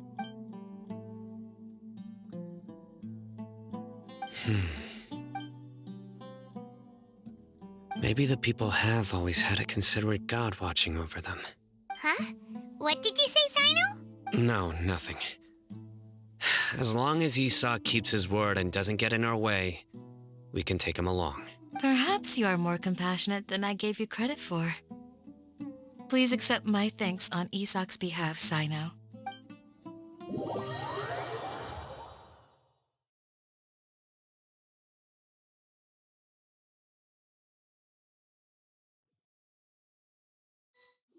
Hey, Isak!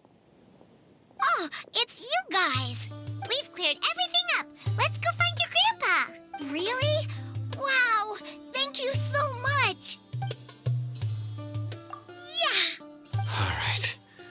Let's ask the local residents some questions first.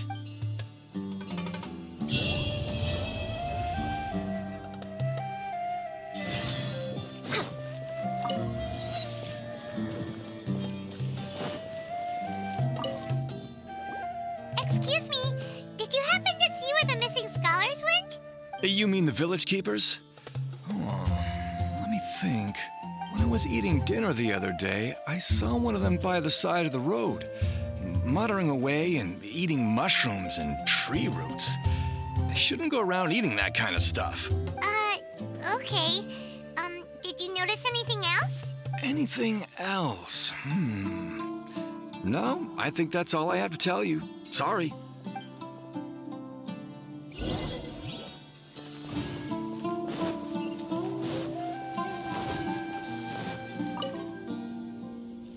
The scholars that have gone missing. Have you seen them?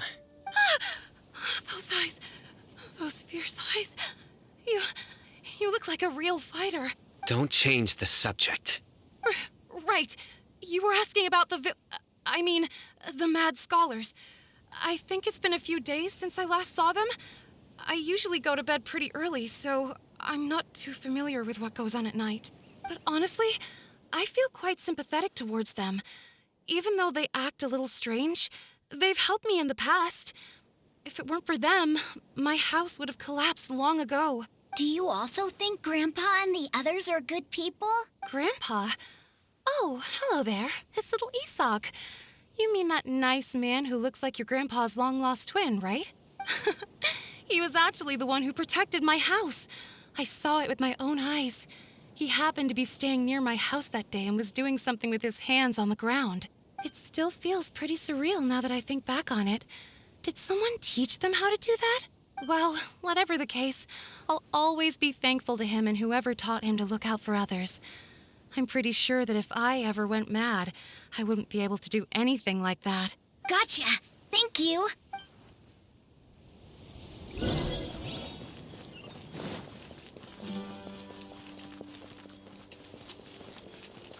Stay safe. Don't get hurt.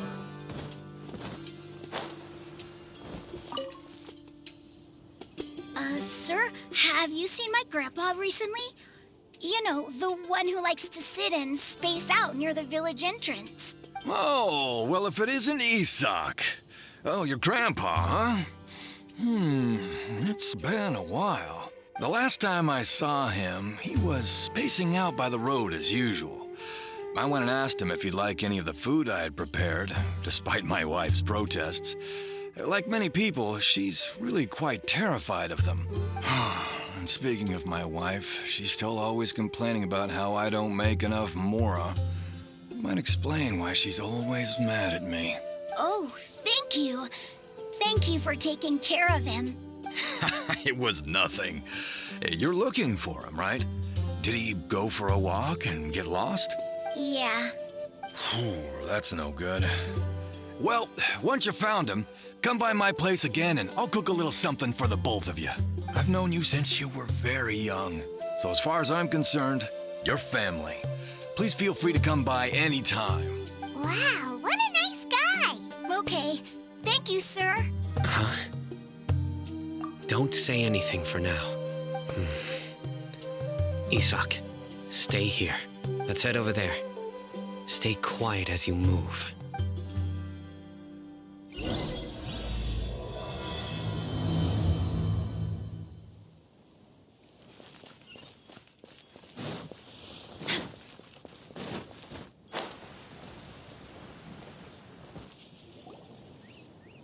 Listen, see if you can make out what they're saying. Have you heard? The mighty Scarlet King, the sovereign of our faith, will soon return to this world. Yes, of course I have. The Scarlet King is the one and only true ruler of this land. I've never believed in any other gods. Still, you say he's coming back, but it sure doesn't feel like life's about to change around here anytime soon. What's your proof? Haven't you noticed? The village has been getting more deranged scholars than ever. Delavar was saying that many people also went insane just before the fall of the Scarlet King's civilization in ancient times. We don't quite know why, but it seems like there's some sort of connection between insanity and the Scarlet King. Isn't it a sign of the Scarlet King's power that all the mad scholars have disappeared? If you ask me, they must have been chosen as the final sacrifice for the Scarlet King's resurrection. Huh. Now that you say it, that does make some sense. Does this mean our lives are finally going to take a turn for the better? Exactly. Those city folks will get what's coming to them. Now, repeat everything you've just said from the very beginning. Huh? Who are you? Where did you come from? My patience is running thin. You heard what I asked.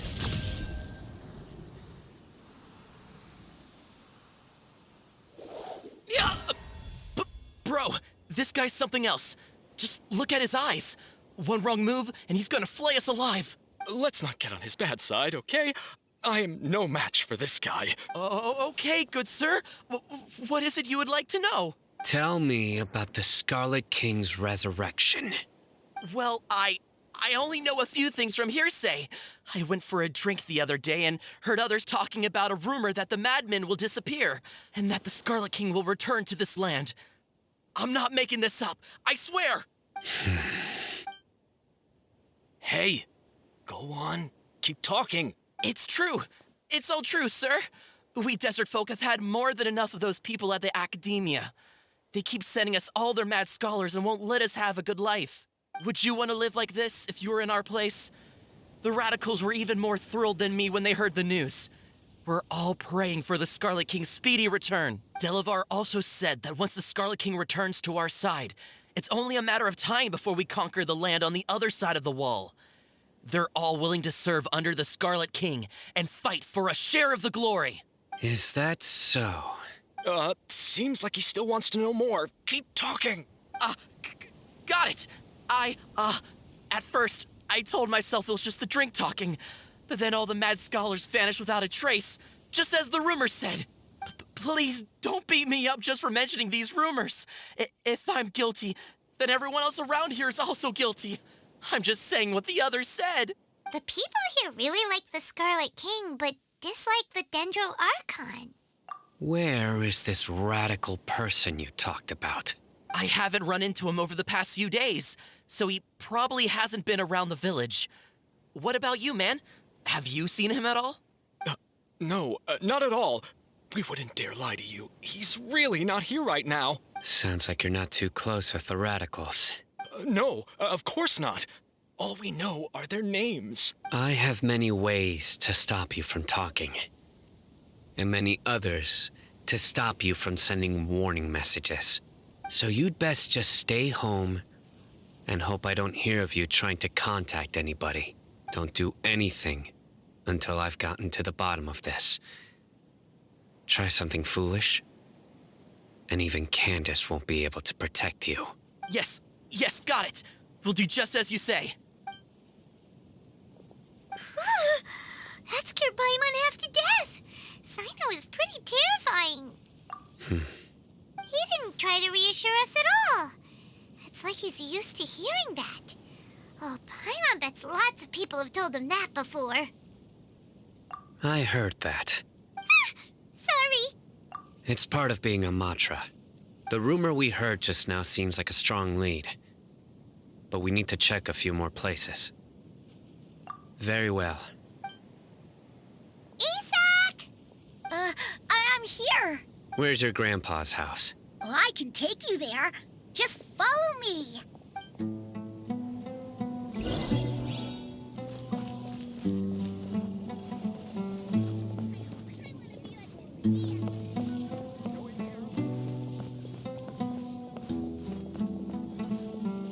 Grandpa, he likes to be alone. Sometimes he stares at the sky in a daze, and other times he just pokes at the ground with his fingers. Every now and then, he yells out at the top of his lungs, so a lot of people are really scared of him. But he's a good person, really.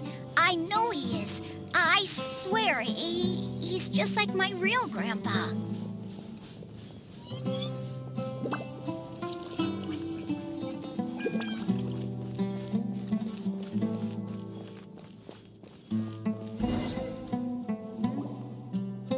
This is where Grandpa usually stays. There sure isn't much here. No. Incense?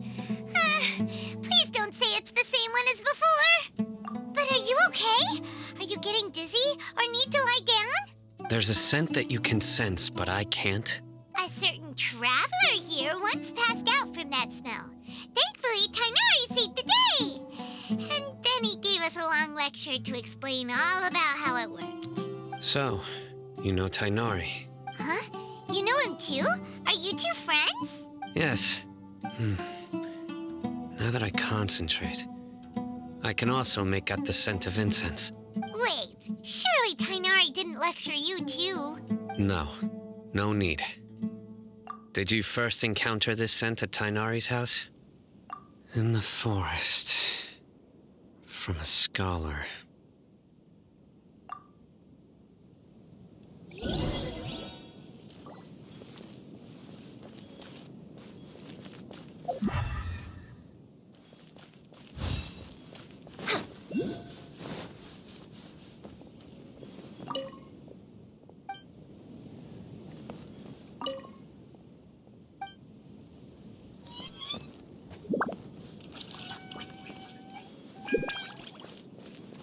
Next on the agenda. Oh, where did Grandpa go? Please come home, Grandpa.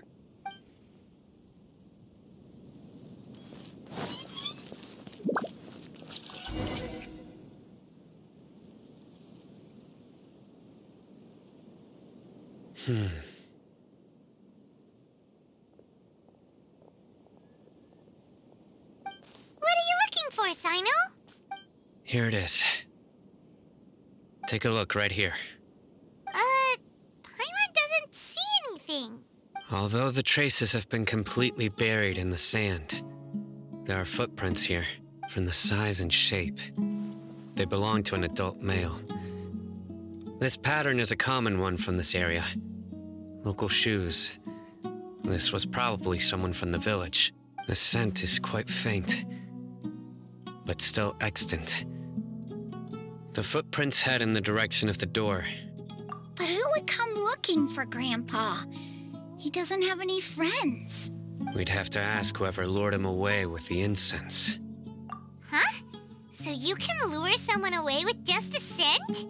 Hey, what's wrong with liking good food? Everyone's got something they love in life. Exactly. Most scholars are fond of incense, since the smell supposedly helps them clear their minds and discover new knowledge. Even deep within the clutches of madness, they still yearn for their knowledge-seeking days, and will follow the scent whenever it presents itself. No, Grandpa. So, someone's taking advantage of their weakness? Huh. Still, why would anyone want to abduct all the scholars? Are the rumors really true? Could the disappearance of all the mad scholars have something to do with the radicals? It's highly likely. Please, you have to save my Grandpa. Grandpa's never done anything wrong. Please help him. Sounds like we'd better help get him back. Don't you worry, Isak. We won't let whoever took him get away with it. Let's head to Aaru Village and inform Candace and the others about what we learned here. After that, we'll set off to find the scholars.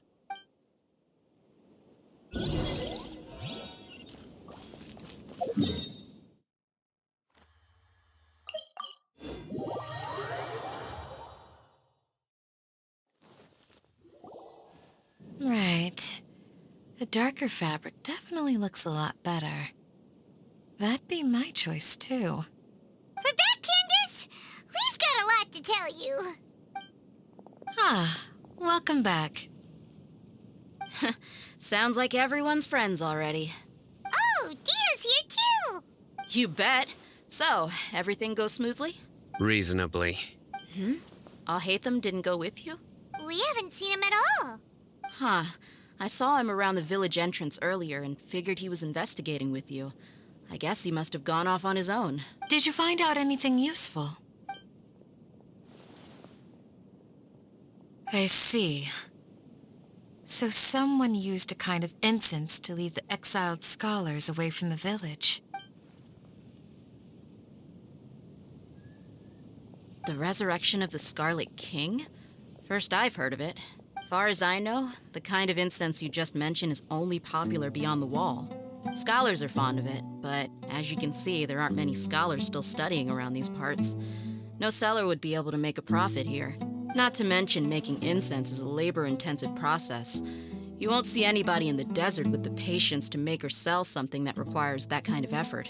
It seems someone from beyond the wall must have been supporting this. Makes sense. So what should we do then? Do we go back to the academia and search for leads there? If it was any other day, that would be your next logical step. But today, you've got me on your team, so you get an extra tip. Didn't you say that the villager got his news from the tavern? Well, I also like to drink at the tavern, so I know a thing or two about these radicals he mentioned. If Paimon remembers correctly, the leader of the radicals is some guy called Delavar. Ah, yeah. Delavar, the scar-riddled bandit, Enger, the wide-eyed butcher, and Jabari, the duck-tailed bearded crook. The whole lot of them are known around these parts. These guys have one thing in common, and that's being broke. The rougher life gets, the more they want to believe in the Scarlet King. Way they see it, the Scarlet King's resurrection is their only chance at overthrowing the academia. Throwing all of Sumeru into chaos is the only way to change the way of life here in the desert. Anyway, that's my guess why they've chosen to become radicals. Tia, you're amazing! You really know this place inside and out!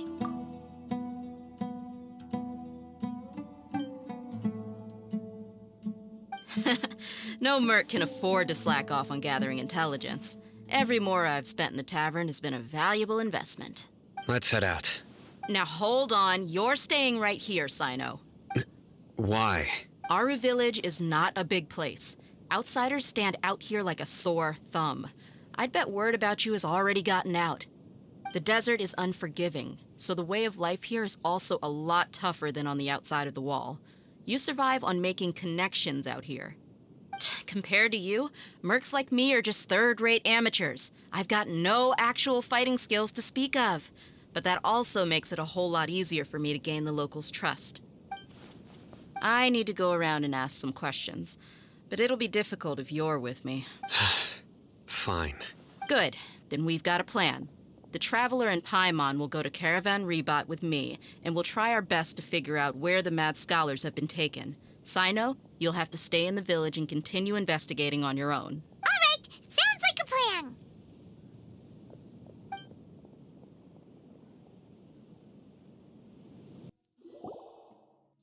Well, here we are again. Sounds like you're starting to get familiar with the area. Paimon's amazed every time we see the wall of Samiel. How can a wall this tall even exist? It's almost unreal. I know what you mean. I had the same question every time I walked this way when I was a kid. Also, why is this high wall here? And can a wall really block sandstorms? It was only after I grew up that I realized the wall of Samiel isn't just there to keep out the sandstorms. It serves a more important purpose, keeping out people like us. Sumeru is run by wise and mighty sages. To them, us desert dwellers are nothing but tools that can be used and discarded at their whim. We're cheap labor, like livestock, but easier to control. Nothing more. Even if a child from the desert got the chance to obtain an Akasha terminal, almost all their requests for knowledge would be denied. The academia believes we're underserving. Geniuses like Setaria are 1 in a million. The other children never get a single chance to try and rewrite their fate, even though the academia knows very well that we're humans, just as they are. That's terrible. I would tear down this wall with my own hands if I could. Hey, Dehya. You're not thinking about doing anything scary, are you? No, not at all. This place just gets me thinking, that's all. Besides, we're here to procure information, aren't we? Yep, we gotta catch those... Shh! Caravan Rebot is crawling with people, so be careful what you say. We don't want anyone to find out what we're here for. Our mission started the moment we arrived here. Let's go check out the tavern. Maybe we'll find someone I know.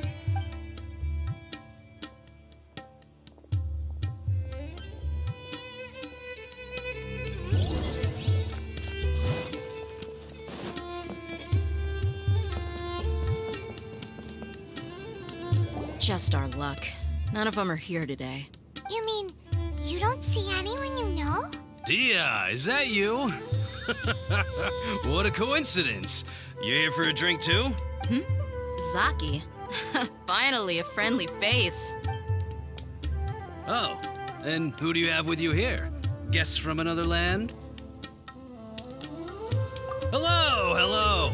I'm Zaki. Dehya's, how would you put it? Drinking buddy? We've had drinks together a few times. You could say we go back a ways. Anyway, as far as my friends here, they aren't too shabby, are they? You rarely see any Outlanders so friendly and respectful nowadays. Absolutely. Much better than those people on the other side of the wall. So, Dehya, are you looking for someone? Yeah. Have you seen Engur, Delavar, or Jabari recently? Of course I have. Matter of fact, we were all here drinking together just a few days ago. I've got a spice trading deal from another nation. I thought maybe Delavar and his friends might be interested. Know where I could find him? Ah, how thoughtful of you. Then I assume you also know that Delavar's been having a hard time making ends meet these days. So, you came here to help him out? Hey, keep it down. Let's just say I prefer to keep this deal a secret. Y'all at Caravan Rebot are like family. If there's more to be made, why not do it together? Besides, Delavar and his friends have muscle. They'd be a good fit for escorting the goods. Yes, how considerate of you. Delavar's my friend too, so of course I can take you to him. Come with me.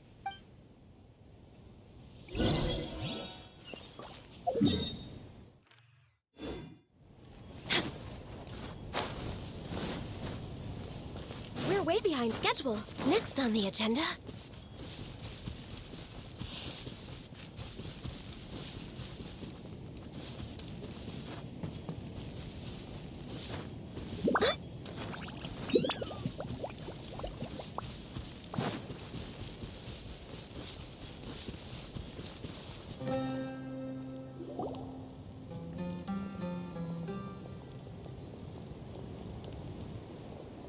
we there yet? Yep, this is the place. This place is practically deserted. What are they doing in a place like this?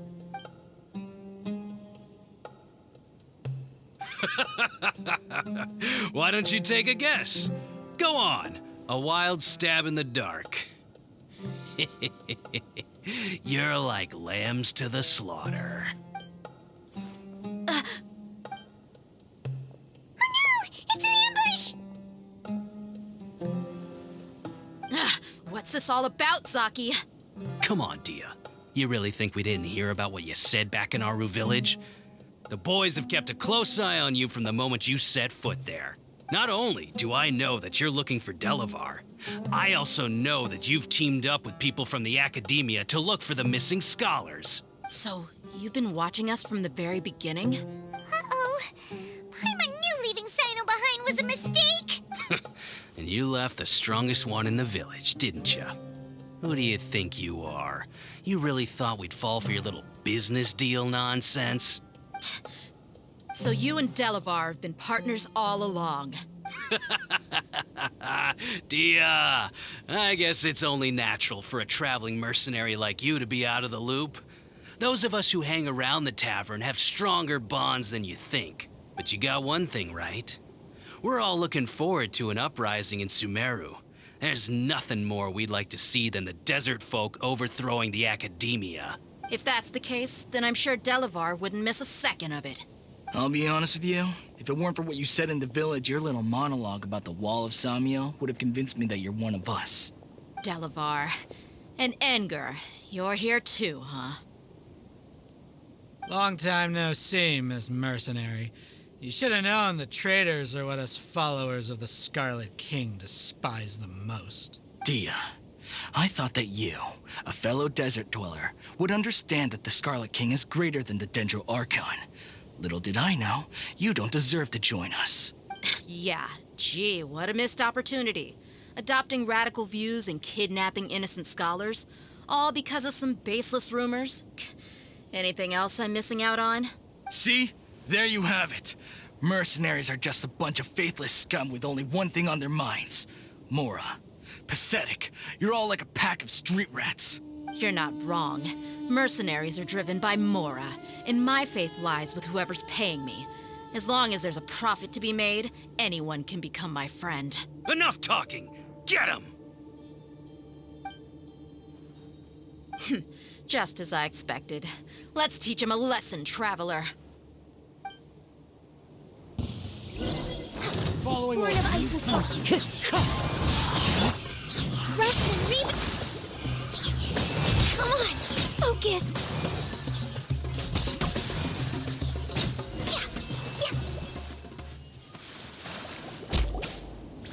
Impossible! How could you? So, what do you think about your meticulous network now, Zaki? How did you say it? It's only natural for a traveling mercenary like me to be out of the loop. I'm guessing your informant told you that I'm just an incompetent merc with no real fighting skills, correct?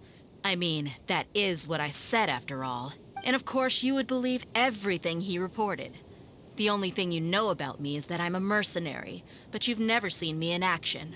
Even though you heard we went to handle monsters together, you believed that Candace was the only one doing all the real fighting. That so-called Flame Mane is just a fraud. She admitted it herself. She just uses her connections to gain the trust of others. That's what you thought, right? Ugh. You lied in the village because you figured that we'd have people watching you. And you were stupid enough to fall for it. I figured as much the first time we drank together. You all thought you were so smart. Pathetic. Okay, that should be all of them. Whoa! So you've been planning this since we were in Aaru Village? No task can be done without preparation. I just happened to notice a couple suspicious-looking people while you were out investigating. Oh, but instead of catching them right away, you let them report back. Those two who were snooping around were just a couple small fries. If we want to get the real catch, we have to be patient and give it some time. Oh, you mean the funny name she mentioned back in Uncle Ampu's house? The wide-eyed butcher, scar-riddled bandit, remember them all. That's just a bunch of drunk talk. Edgar and Delavar like to talk themselves up when they're drinking. Edgar, the wide-eyed butcher, and Delavar, the scar-riddled bandit, are the nicknames they came up with for themselves. Alcohol has a way of making people share what they really think. So Edgar and Delavar are always rambling in the tavern about how the Scarlet King is a superior deity. What about Zaki? He's just a numbskull who fell right into our trap. Zaki was probably the best hidden of them all. My initial plan was to find Delavar first, and then try to track him down. That's what you wanted to ask when we were at Uncle Anpu's house, right? Jabari is one of the villagers you talked to. You know, the one who wanted to treat Isak and his grandpa to some food. Wait, so he's a radical too? No, he isn't. I just needed to tack on a random villager name to make the eavesdropper think that I was making some wild guesses based on my impressions. Wow, what a genius idea! Well, that's an expert mercenary for you. Ah, you're too kind. It was straight from the usual playbook, if I'm honest. So, that thing you were saying before, is it really true? About what?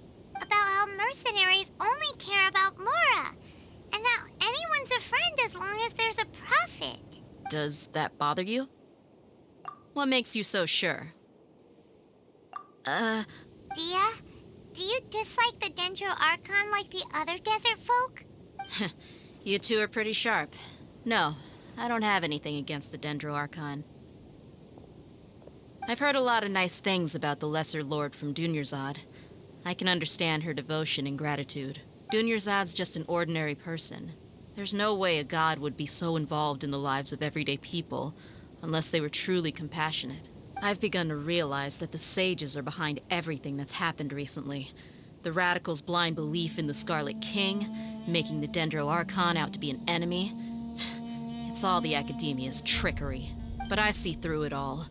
And unlike them, I can never be hostile towards anyone who's never done anything wrong. Dehya. Anyway, looks like we're done with business here. Traveler, lend me a hand. Let's tie him up and bring him to the village.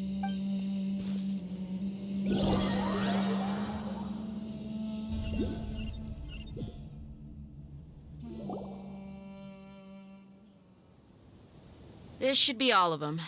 I'll let you take it from here. All right. I'll be in touch. Until then, please stand by. Candace, do you need any help? Candace will be okay on her own. I trust her, so you can too. She's been guarding Aaru Village for quite some time now. If anyone is qualified to question the offenders, it's her. While I'm questioning them, why don't you pass some time by exploring the area? I'll meet you back here tomorrow morning, Traveler. As for these idiots, let's just hope they live to see another day.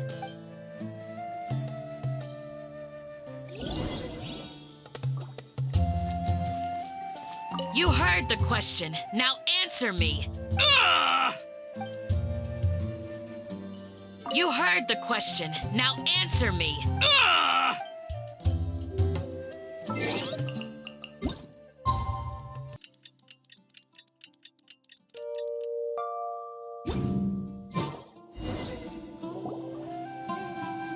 Hey, Dehya. Right on time. We'll know any moment now. Paimon's been wondering. You seem to know Candace pretty well. Have you been friends for a long time? We've known each other for some time now. She's a pretty interesting person. Even though she's an extremely strong warrior, she never misuses her powers against others. Oh, Paimon knows what you mean. Like a lot of martial artists say, never take the fight outside the ring. Yep, I guess you can put it that way.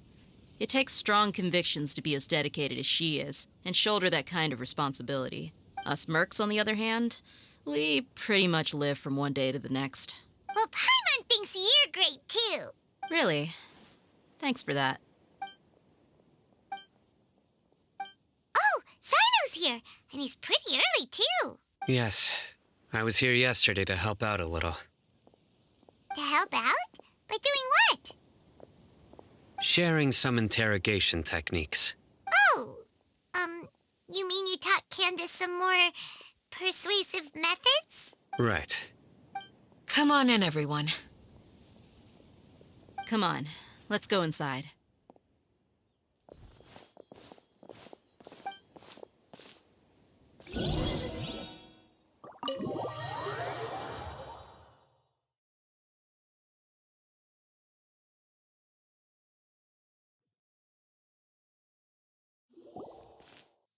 Candace, where... Whoa, you look furious.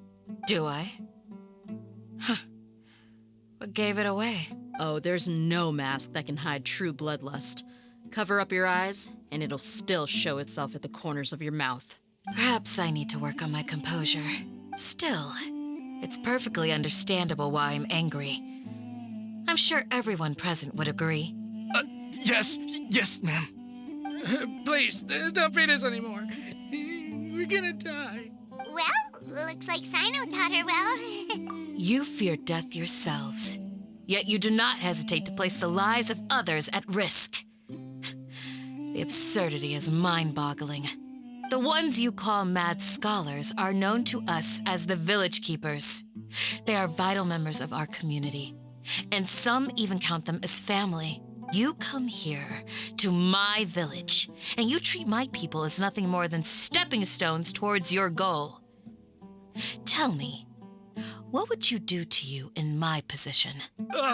Mercy! Please, have mercy! You've made your bed. We may both be desert dwellers, but there is one thing that I understand better than you. The resurrection of the Scarlet King will only result in war. And war serves no one. The people of Aaru Village care little about which god is in power. Life may be tough and tiring, but we wish to preserve our way of life. A war would only cause us to lose all that we have.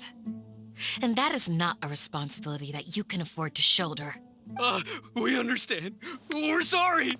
I'll tell you everything I know. Please, just let us go. I'm listening. You might not believe this, but it wasn't us who came up with this idea. Someone was spreading rumors in the tavern. That's how we ended up hearing about the Scarlet King's resurrection. Some mystery man told us that mad scholars will make the perfect sacrifice to usher in the Scarlet King's resurrection. They give their lives, and we can get anything we wish for. They're called Village Keepers. Slip up again, and you'll regret it. Yes, sorry. It was all that mystery man's doing. He told us to spread word about the Scarlet King's resurrection and talked us into helping him. In return, he said he'll help facilitate the resurrection process. I'm not sure. That's one. Huh? One what? Strike. You get a total of 3. Then, you die by my hand. Wait, I'm telling the truth. We don't know anything. It was all him. 2. He got us to lure them out of their houses in the night with some kind of incense. We take them to a junction outside the village. Then the mystery guy takes them from there. You gotta believe me, please. I'm telling the truth, I swear. Just ask them if you don't believe me. That was indeed the truth. Traveler, go on.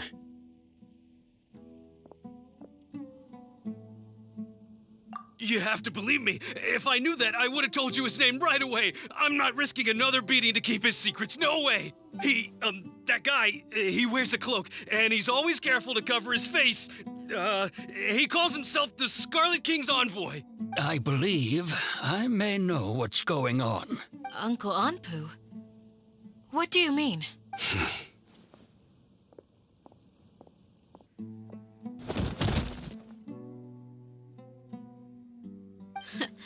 Smooth. Okay, speak. If my suspicions are correct, this mystery man they speak of could be from the Academia. Some time ago, people from the Academia attempted to take the Village Keepers away. I refused, insisting that they are part of our community. It strikes me now that this secretive character shares the same goal they had. Which means it's highly likely that the Academia was purposely spreading a false rumor to trick the radicals into delivering the Village Keepers right into their hands. They were the ones who brought them here to begin with. Now they're trying to take them back? We aren't gonna let that happen. Not the Academia again. Just as I thought. But what could they want with the Village Keepers? People are nothing but tools in the eyes of the Academia. A change in their plans likely means they found another way to exploit the scholars. Regardless, our top priority now is locating the Village Keepers. You're right. Isak is still waiting for news on his grandpa. Time to go. Let's leave the village and try to track them down. Yes. Pack up and get ready to leave. You got it. Candace, I'll let you deal with the radicals. Leave everything outside the village to us. All right. Let's meet back here once everyone's ready.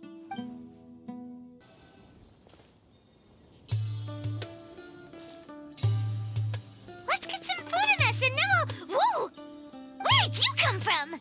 Well, as you can see, I am merely sitting here and reviewing what we have deduced thus far. You were gone for ages, and now you're suddenly sitting here musing to yourself? Where have you been anyway? Hey, what's with the silence? You never think things through before asking questions. I'm giving you some time to make up for that. Paimon's so mad! Paimon's gonna give you an ugly nickname! Never mind. Paimon's got nothing. There's just nothing super obvious to pick with this guy.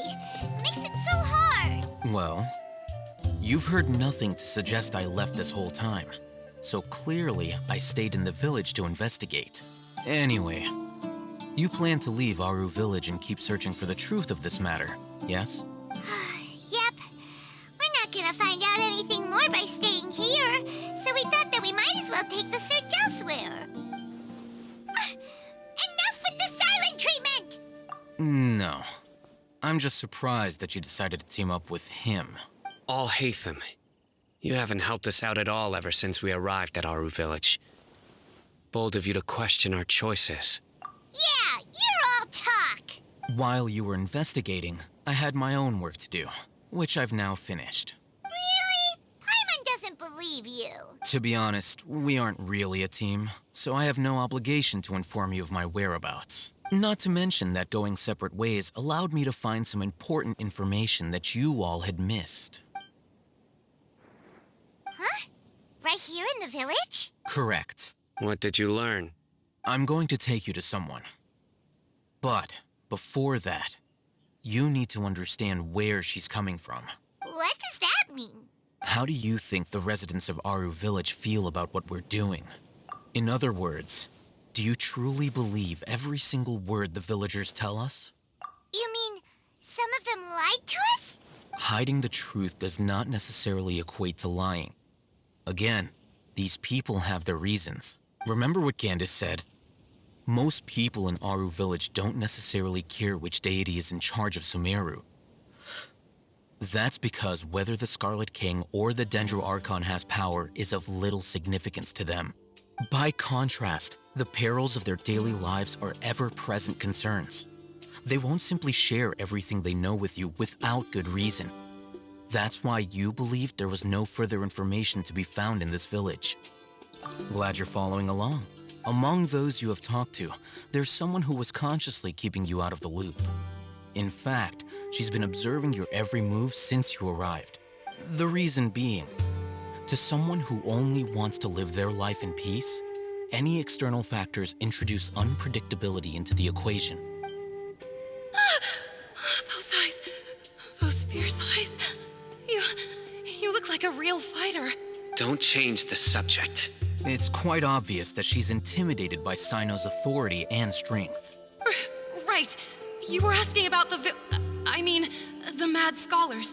She corrected herself mid-sentence because she's aware that there are Scarlet King fanatics in the village. If she sounds too friendly towards the village keepers, she could easily make herself the Radicals' next target. I think it's been a few days since I last saw them. I usually go to bed pretty early, so I'm not too familiar with what goes on at night. Remember? She made a point of denying her involvement in anything that occurs at night. But honestly, I feel quite sympathetic towards them. Even though they act a little strange, they've helped me in the past. If it weren't for them, my house would have collapsed long ago. After speaking to the village chief, it became clear that the village keepers had protected Aaru Village at night. In other words, the young miss was very much awake during that time. Then why would she lie? By getting involved with an outsider, she risks drawing unwanted attention to herself. As for why she might be so wary about all this, maybe you should ask her. I'll pass on this one. You said that she is afraid of me. If so, it's best if I stay out of this. We're on it!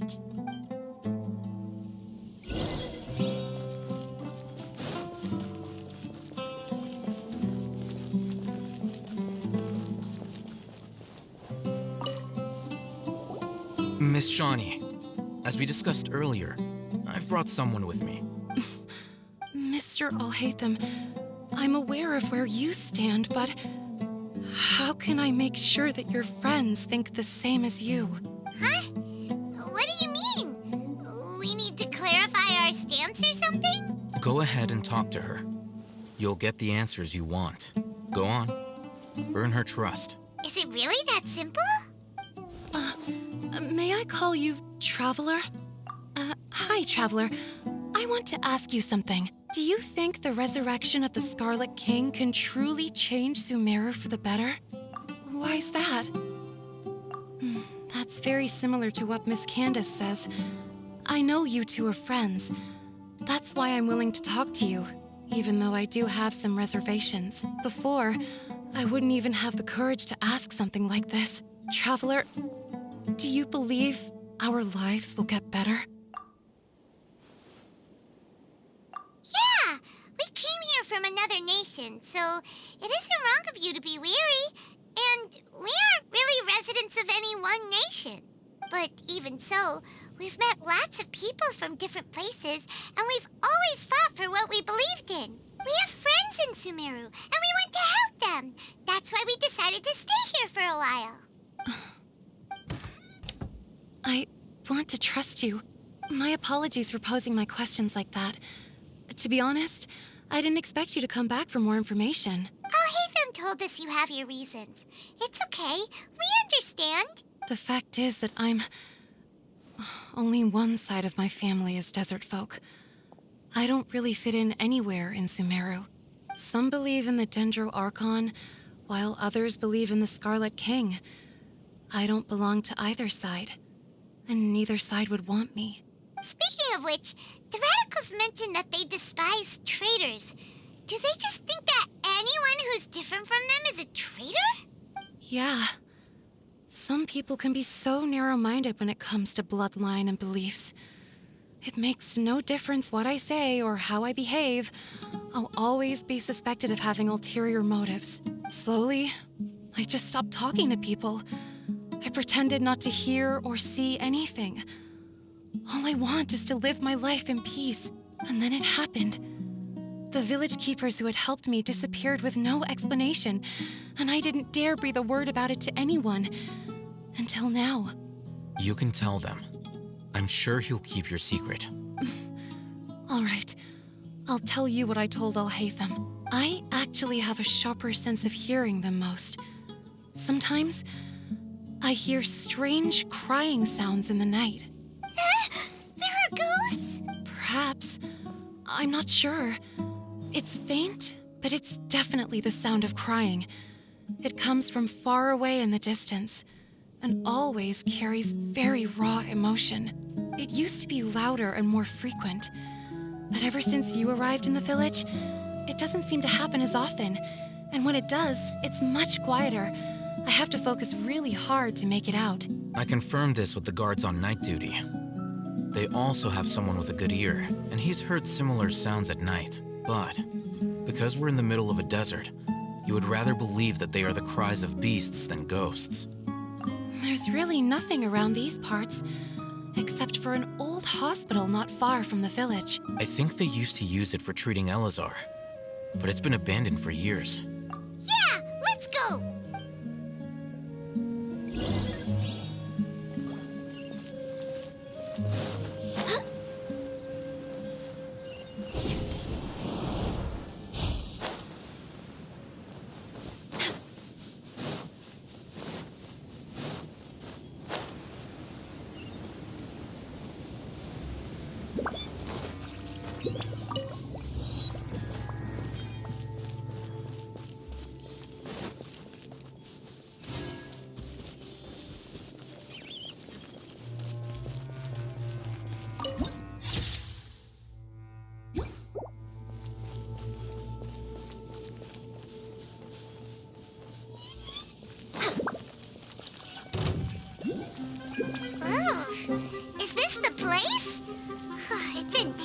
Shape. Ah!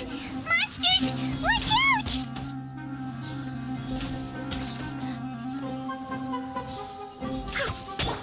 Wind strike. Hold the line.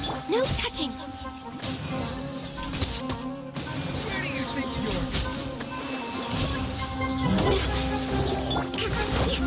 Covenant of the Deep. Access denied.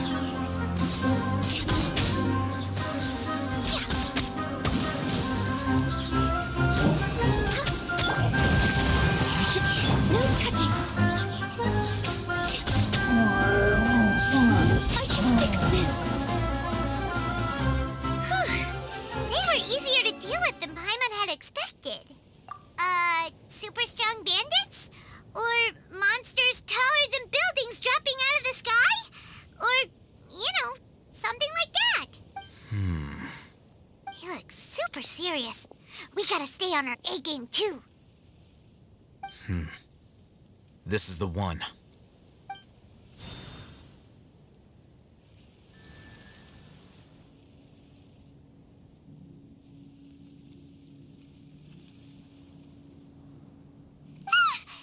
Let's go in and take a look.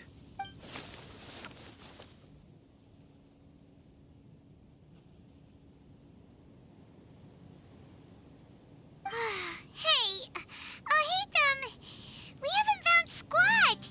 Are you sure we aren't wasting our time here? Patience. Shawnee says she only hears the crying at night. We have time to burn. Until then, I'm taking a break. And just like that, he sits down. Wait, he even brought a book to read? What are you reading? Let Paimon see. Okay, sure.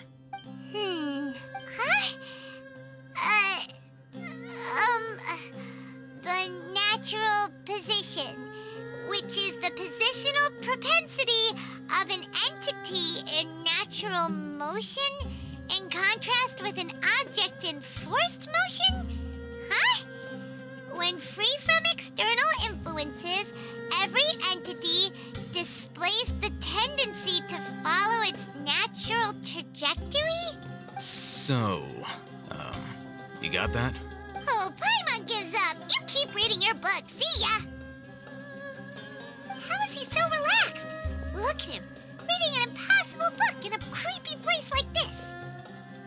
Hey, Paimon's your Tibet travel guide. Paimon knows plenty of useful stuff already. And anyway, it's not Paimon's fault that the books people read in Sumeru are so complicated.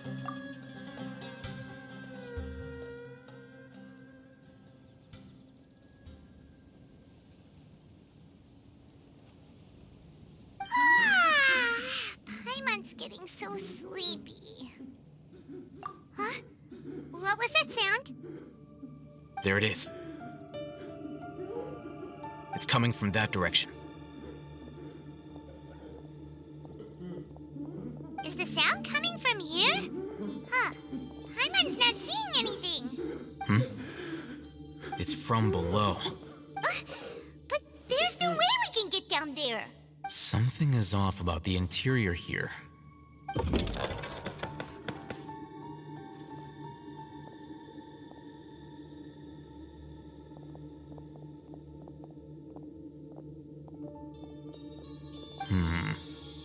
As I thought, there's a hidden structure. Wow. It's like they tucked another hospital into this one. Oh, it looks like there are other mechanisms around here. Let's keep exploring.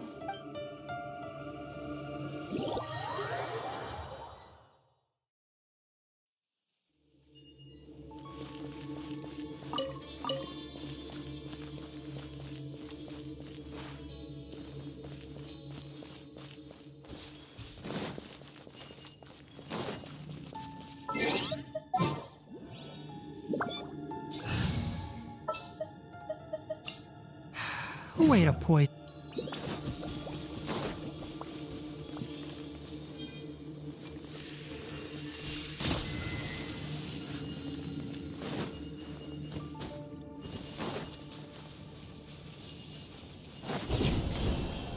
That's close enough. Right here. Emerge. Right here. The wind's moving. Enshroud.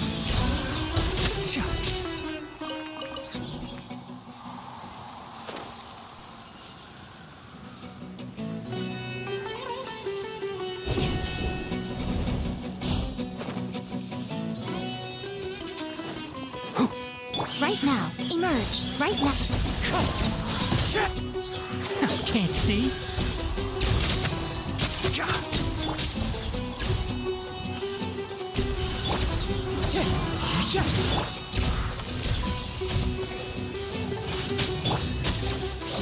Emerge, right now, right here.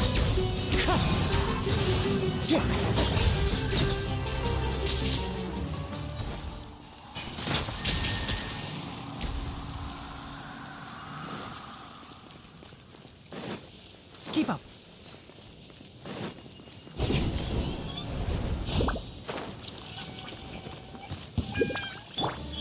Right now, emerge. Wind strike.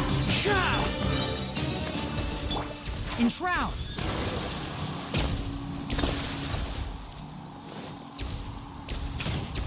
Excuse me.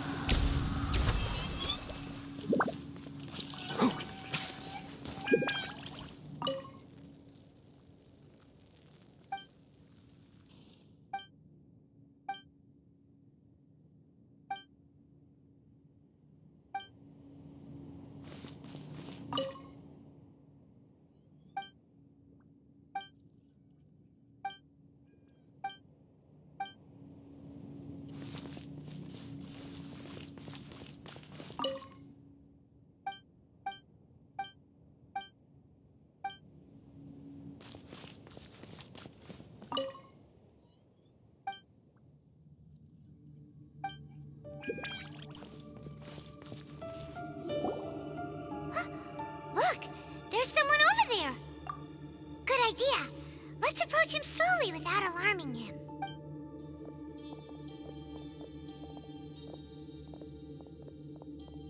Wait.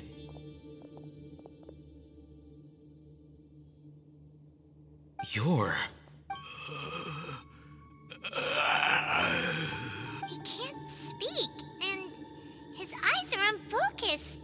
But he looks too young to be anyone's grandfather. Also, why is he the only one here? Didn't expect to see him here. You know him? He's Razak, a senior of mine at the Academia. He's a scholar too? Is he the kind that holes up in a forest and mumbles stuff about training? No. And that's the problem. Razak was never involved in any of those things. He never trained in the forest, let alone reach Satyavada life. Leaving that question aside for the moment, him being here alone means that we might be too late. Looks like they've already taken everyone away. For whatever reason, they left Razak here. Perhaps they simply didn't have time to come back for him. There are drag marks on the ground. They're clearer by the doorway. Someone was forcefully drawing a cart that was loaded with something heavy. Loaded with people? That is one possibility. It looks like they were in a hurry, as if they were afraid of being caught. In their haste, they failed to notice Razak hiding in a corner. The symptoms are identical. Looks like we found living proof. Huh? Why do you say that? Allow me to jog your memory. Recall your time at Port Ormos. Don't you think his symptoms look familiar?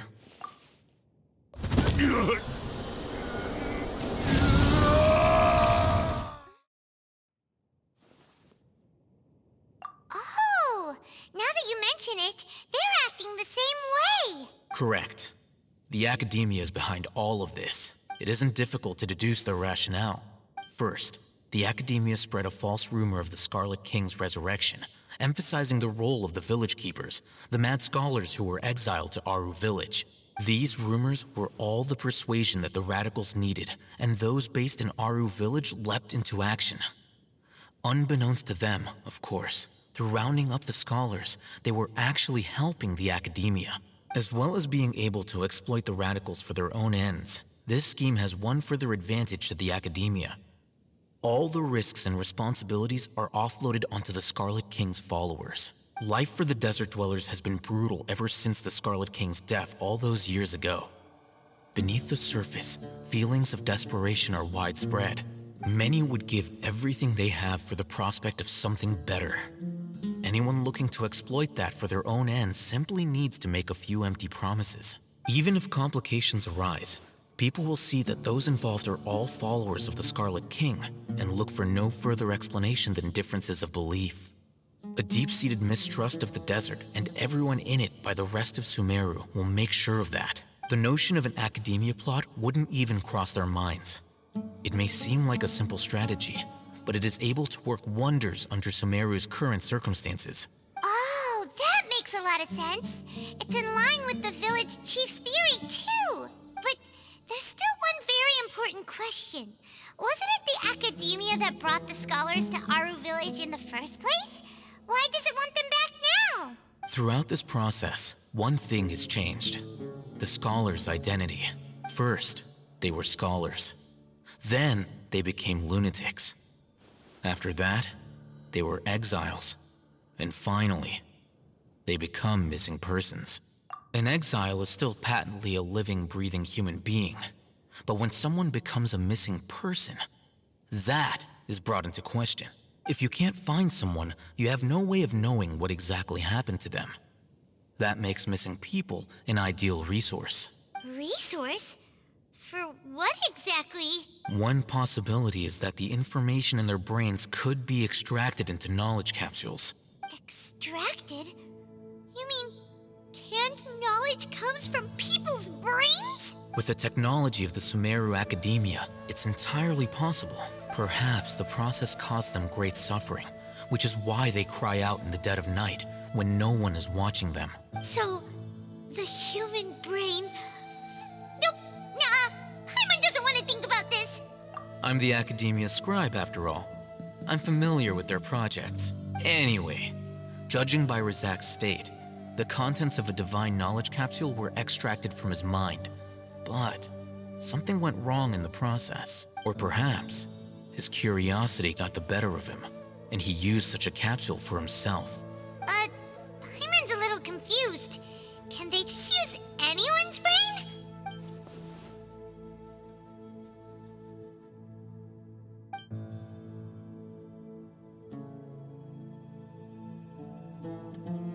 The look on your face tells me you've realized the answer. That's right. To some scholars, gaining knowledge about the gods is their entire life's pursuit. Extracting canned knowledge is just one of the extreme measures they turn to.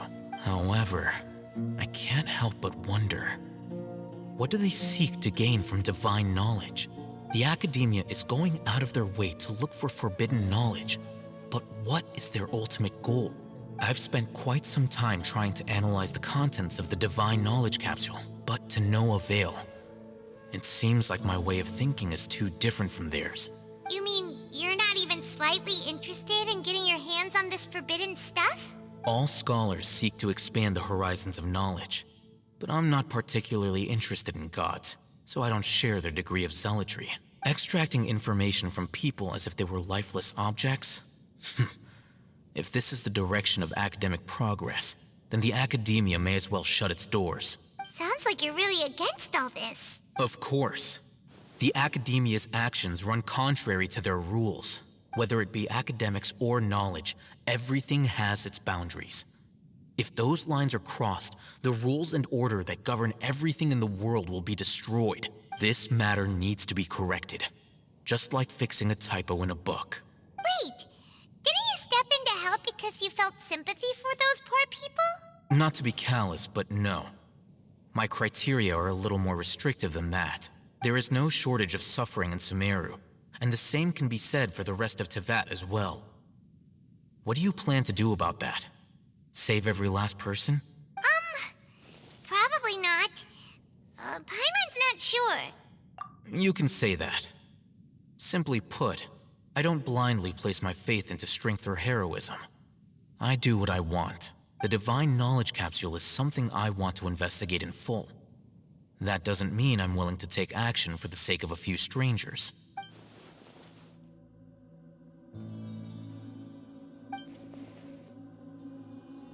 Paimon's been wanting to say this for a while.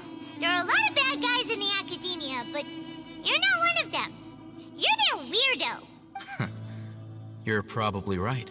Though I must say, I quite enjoy this feeling of being the odd one out. Uniqueness is also an asset, is it not? Wow,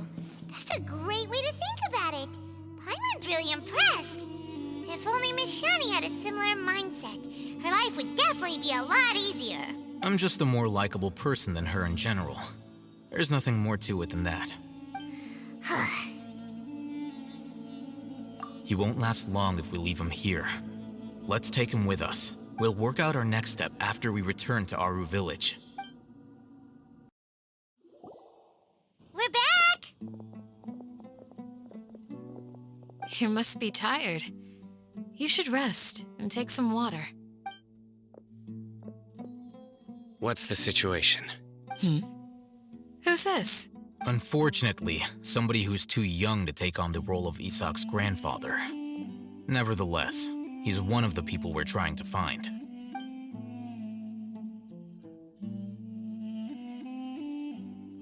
So, at one point in time, the abandoned Eleazar Hospital served as the Academia's site for extracting divine cant knowledge. Yep, pretty much. Their plan must have been implemented at some point before we arrived at Aaru Village, since divine cant knowledge has been in circulation for a while now. Yet, they fled once we were headed to the village, almost as if they knew we were on their trail. Why is that? Yeah, why is that? We may have a mole in our midst. One of us could be secretly revealing our whereabouts to the Academia. Huh? Are our friendships that shallow? Looks like none of you have realized wherein lies the issue. Cyno, you're the reason why they can predict our movements. Wait, what's that supposed to mean? Choose your next words very carefully. It is simply a logical inference. I have my reasons. So what you're saying is, Cyno's the mole. Interesting. And here I thought you were the most suspicious one, Alhaitham, since you were always acting alone. I know. You have a point. But I realized something as we were returning from the hospital. Cyno isn't like any of us.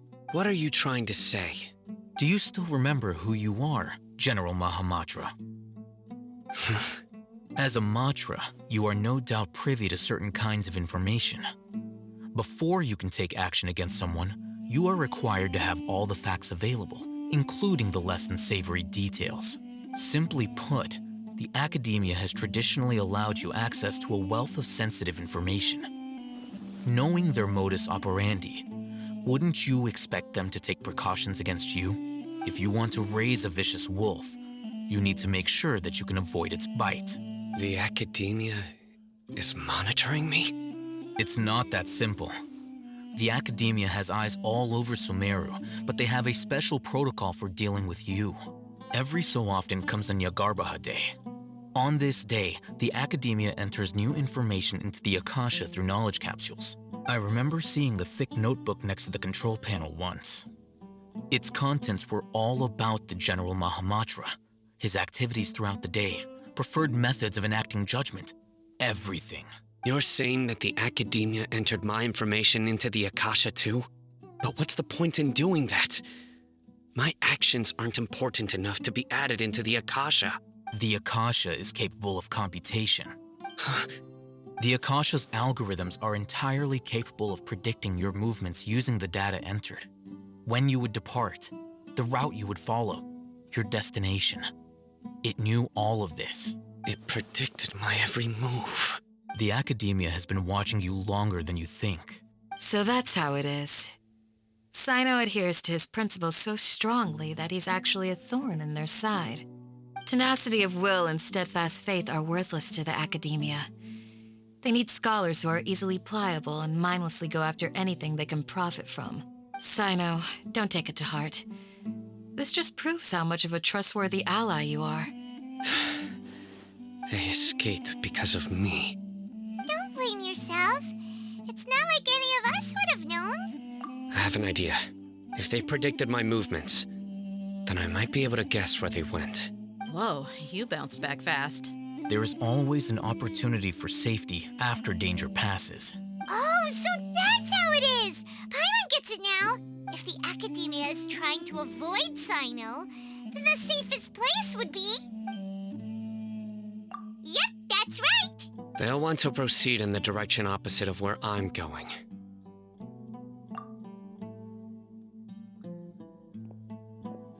I must go. There's also something I want to investigate. Let's go, guys! After him! Please, wait! I want to go too! You want to go too? If so, you have to promise you'll stay safe. I want to find Grandpa. I promise I'll be careful and not cause any trouble. Everyone, I leave him in your hands. Yay! Let's go! Remember to pack some food with you. Paimon feels like we're missing someone, though.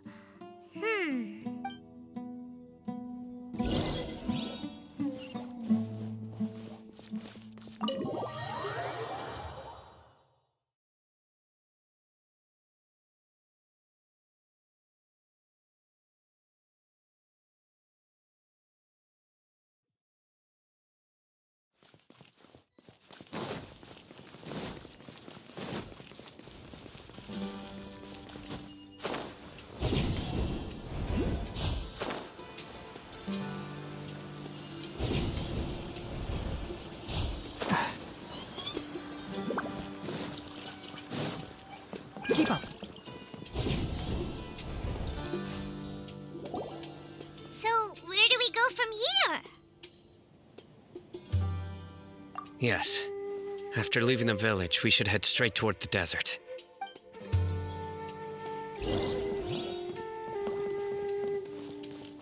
I know the desert like the back of my hand. Is that because you play here a lot? Yep. One time, Grandpa almost got lost in the desert, but I was the one who brought him back.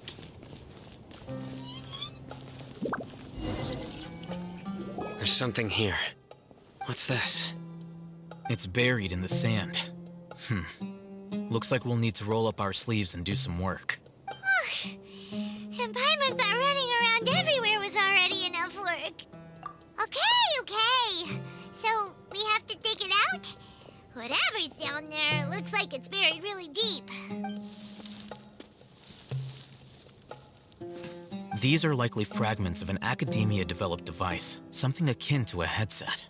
Looks like there were more than one village keeper. They must have been escorted this way because there are device fragments scattered around here. Let's split up and search the area. Chances are that we'll find other things nearby.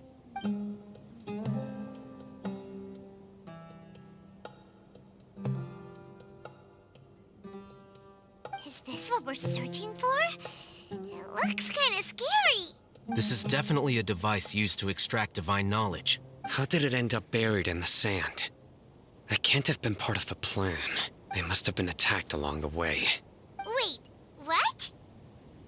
Grandpa, I hope you're okay. Don't worry, your grandpa's gonna be fine. Razak didn't display any signs of starvation or dehydration, which means that they left fairly recently. We should be able to catch up. One more thing. Given that the device had been entirely covered by sand, I believe the attack must have happened prior to the sandstorm.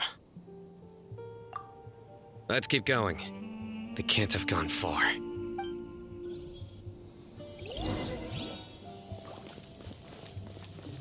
Ugh, but running on sand is so tiring. But you're flying, aren't you, Paimon? Is flying over sand tiring too? Ugh, of course it is.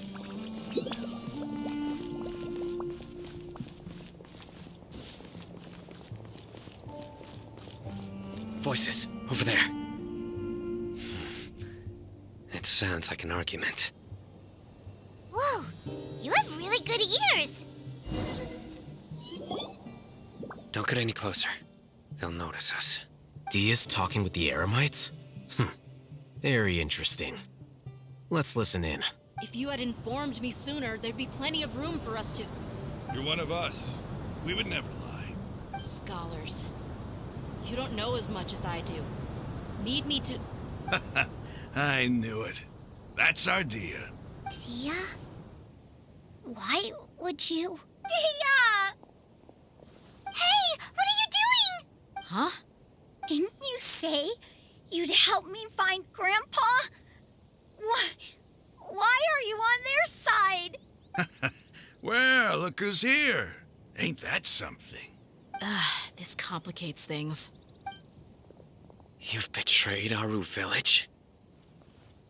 So, this is the great General Mahamatra. Dear, you'd be better off as my assistant than hanging around with this motley crew. Seen for yourself, I have the means and methods, and my ideals are far more admirable than theirs. I'm not the type that's easily swayed, Raman. You of all people should know that. Wait, what's going on, Dehya? Whose side are you on here? Shut it, Paimon. It doesn't matter. Whichever side you pick, nothing could deter us from the grand mission of resurrecting the Scarlet King. Once our Lord of Old returns to this land, we will have a new beginning. Face the facts, Raman. It's not gonna happen. You should understand that more than anyone. Have all your years as a merc taught you nothing about placing hopes in a ruler? I'm a desert dweller and a proud follower of the Scarlet King. Whether I live by the edge of the sword or in peaceful comfort, my soul will always carry this conviction. It's not too late yet. The village Mad scholars aren't gonna bring the Scarlet King back to life. You don't understand, my dear lady. Pursuing our faith is our purpose in life. Even if the chance of success is 1 in a million, we must be willing to give everything we have. Even if it'll expose you to the academia? Even if they end up disbanding the Eremites? Your Eremites, which you've worked so hard for all these years? Yes. We've waited a long time for this day to come. The sun and the moon no longer shine here. All you see now is cracks in this desiccated land. But fate has finally dealt me a hand to play against the academia. With these scholars in our custody, we'll stomp the academia's forces and fight our way beyond the wall of Samiel. Ridiculous. Think about it. The academia controls the entirety of Sumeru. Your powers are negligible in comparison. If you still don't believe me, then try asking these 2 men. They're also against the academia, but neither of them are as arrogant as you are. They look more like pawns of the academia to me. Why would I listen to anything the people of Greater Lord Rukkhadevata have to say? Filthy traitors. Your god abandoned all honor and betrayed the Scarlet King. We desert dwellers will never trust the likes of you. It's impossible to communicate with someone so hostile. Perhaps we should. Do you really believe that by kidnapping the scholars, you'll be able to negotiate with the academia? These people have no value as bargaining chips. But I could be persuaded to take their place as your next hostage. These scholars were exiled from the academia. I, on the other hand, am their current scribe, and will be a much greater asset to you. Wait, you can't be serious. So, you want to trade places with the hostages, do you? Precisely. Any wise person would gladly accept my offer. What are you thinking? What if they decide to kill you instead? Well, that would be bad luck for me. However, I'd get the chance to observe the scholars, perhaps even find out the truth. Think you can talk me over with that confident look of yours? I'm not trying to persuade you. I'm using this as a means of joining forces against the academia. You are the scribe. What do you have against the academia? Not all desert dwellers believe in the Scarlet King, and the same applies to the academia. Why must all knowledge seekers approve of the academia's way of doing things? You academia scum. Every last one of you is nothing but a hypocrite, just like everyone else on the other side of that wall. I've made myself clear enough. I won't listen to another word from the Dendro Archon's people. Not so fast. Alhaitham, do you stand by everything you just said? I never make empty promises. You know you're making a dangerous decision, right? I do. Good. Raman, hear me out. These people are my friends. Maybe you can't take the followers of the Dendro Archon at their word, but what about me? Do you trust me? We've known each other for years. Of course I do. In that case, I'm willing to vouch for their honesty with my right arm. Come on, Raman, don't be a coward. If you're serious about taking on the academia, you need to steel yourself. You can't be afraid. an arm from the Flame Mane. You've piqued my interest. But what if you refuse to oblige? What should I do then? No one's a fool here, Dehya. We're mercs. And mercs don't tend to live long unless they have their wits about them. You're not wrong, but this is different. I promised my friends that we'd bring back the village keepers together. Let's do it right here then. Give me your right arm as proof of your resolve. Don't listen to him! He's not even trying to negotiate! He just wants to make things more difficult! That's fine. Are you crazy? We came here to save lives. One arm for that many people is still a pretty good deal, if you ask me. Rahman, I'm holding up my end of the deal here. You'd better not let me down. Sure. Go ahead and cut off her right arm. No! Dehya! What are you gonna do? Think of something! You don't have to go this far. That's not for you to decide. Do it! Dehya! Run!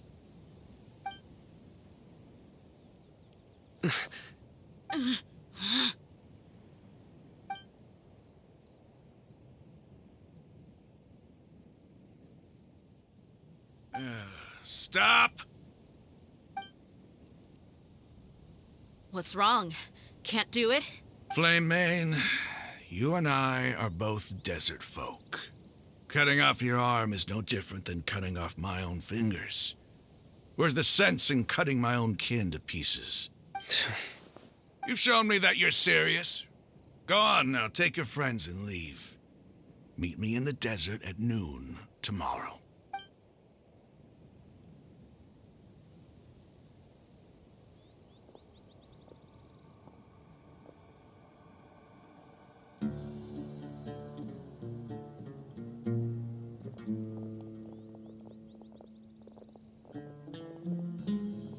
Phew. I was really counting on him not going through with it. Dehya! That was crazy! Have you all lost your minds? What if he'd actually cut your arm off? Then I'd just have to hold my claymore with my left arm. Okay, I'm sorry. But sometimes when you're out on a limb, you gotta double down to seal the deal, you know? Don't ever make a promise like that again. I can deal with the likes of them. If it came down to it, you would not lose to them either. I don't doubt it, Cyno. But this is about more than me and them. There's a lot more where they came from. Even if we got rid of one bunch of radicals, there are others out there. Wiping them out would do more harm than good. As you wish. I'm sorry, Dehya. I should have stayed put and listened. I should have trusted you. It's okay. I promised you I'd help find your grandpa, so I'll do whatever it takes. Whatever it takes? You just might be scholar material. Huh? Are you serious? The Eremites once said that I was a lunatic. Perhaps a little madness is essential to be successful in research. Why does it feel like he's using his praise for me as an excuse to brag about himself? Okay, let's get moving. We should head back to the village and rest up. Today was just a trial run. Noon tomorrow is gonna be the hard part.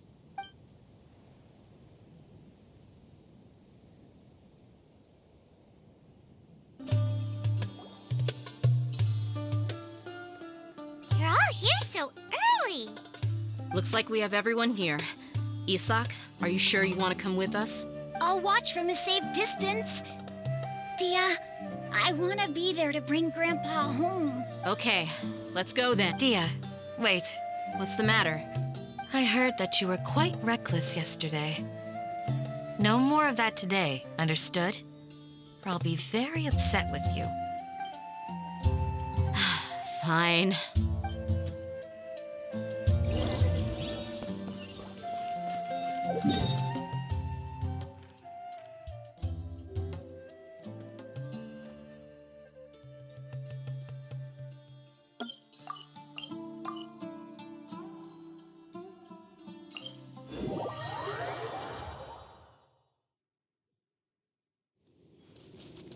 We're way behind schedule.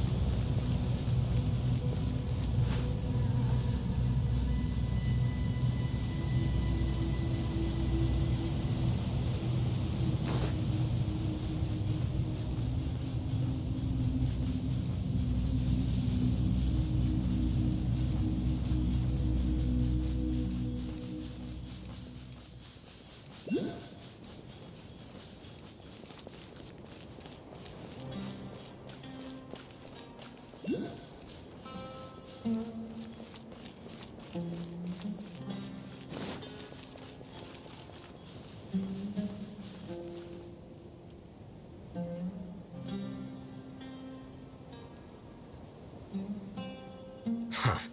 They got here before us. Uh-oh. hold everyone up? Is everything ready? Absolutely.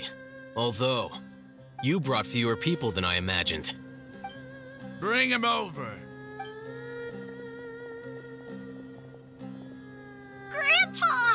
Why is there only one of them? Raman, I've always thought of you as a man of his word. What's this about? It's a one-for-one exchange. Sounds fair, don't you think? And let me put it this way. Agreeing to any kind of deal with the Dendro Archon's people is already a huge compromise on my part. Don't you think you've asked enough?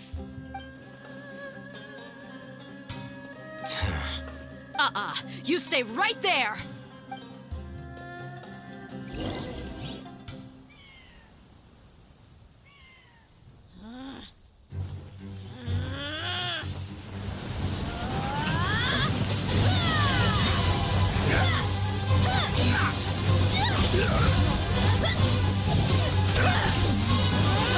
Playmate! What do you think you're doing? Grandpa! Don't you see this blade here? You coward! Why are your hands shaking? Wait a second! It's a earthquake! Grandpa!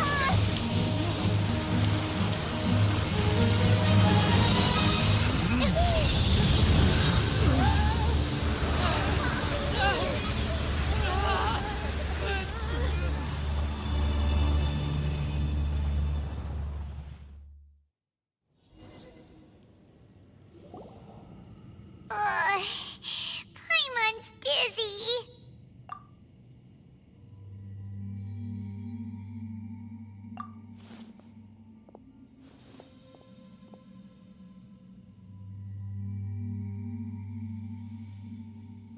This day's going just great. What a nuisance. The sand dune collapsed. I saw an energy field. The village keeper protected us. It glowed green with dendro. Just like you said, it may well have been the remains of Lesser Lord Kusanali's power inside the scholar's body. The Dendro Archon. The present one. Grandpa? Grandpa? Oh no, he's getting confused again. Hey, look around you. Did there used to be a temple here? It seems that when the sand dune collapsed, it exposed these underground structures. The symbols on the gate belong to the Scarlet King's civilization. This structure must be ancient. Over time, the sandstorms completely buried it and left it in the state we see now. It could have been an underground palace in the distant past. Oh, a miracle. Praise the Scarlet King! What's he doing here? And his men too? They must have fallen down here with us. Pretty lucky if you ask me. Most of them seem in really bad shape. Except for him. He got off lightly. Mind your head. No, this isn't the time for conflict. Our exalted lord has shown us the way to his sacred palace. He's not actually gonna go in there, is he? As it happens, I want to take a look inside too. What are you doing? Don't you think it's curious? 1 minute, Lesser Lord Kusanali's power protects us from harm, and the next, remnants of the Scarlet King's civilization appear. 2 major deities are vying to showcase their power to us. It would be a shame not to witness them both. Paimon thought you weren't interested in gods. Indeed. In my view, gods are just a higher form of living being. Or creature, you could say. New discoveries are always worth investigating. Whether they have anything to do with gods is neither here nor there. Raman, what are you gonna do about your men? I'll just let them lay here. The Scarlet King will take care of his people.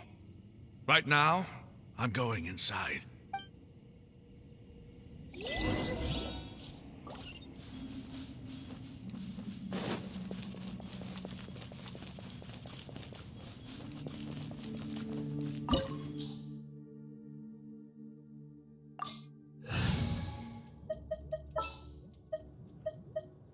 All right, amuse me.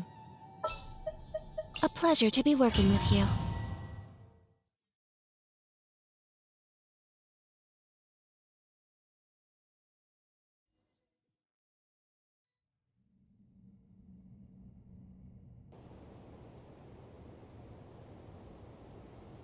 It's full of life here. This defies comprehension. It looked completely desolate from the outside. Yet, it flows with energy inside. Yeah! And there's so many plants. It's so pretty! Sir Rahman. Huh? Me? Do you see another Rahman here?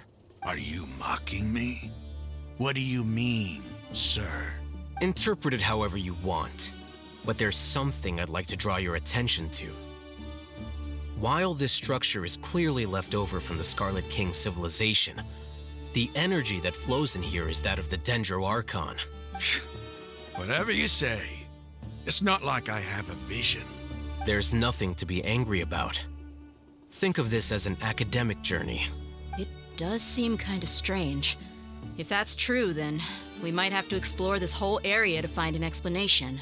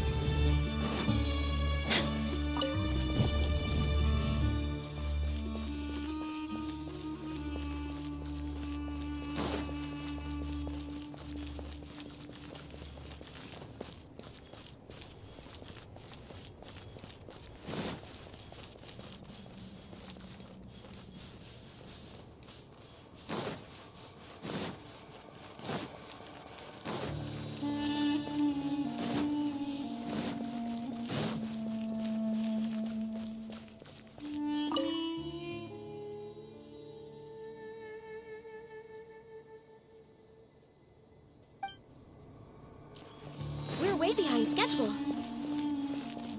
Next on the agenda.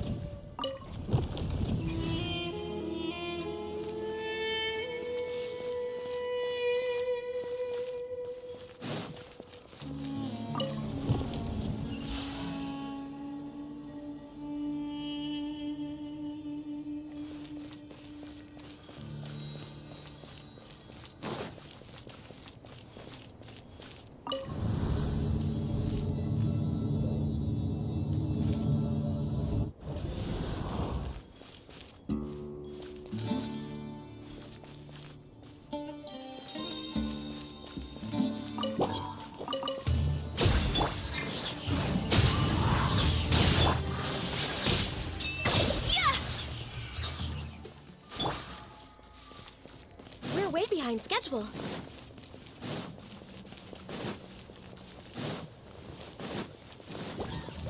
Born of ice, rest and reap. One with nature.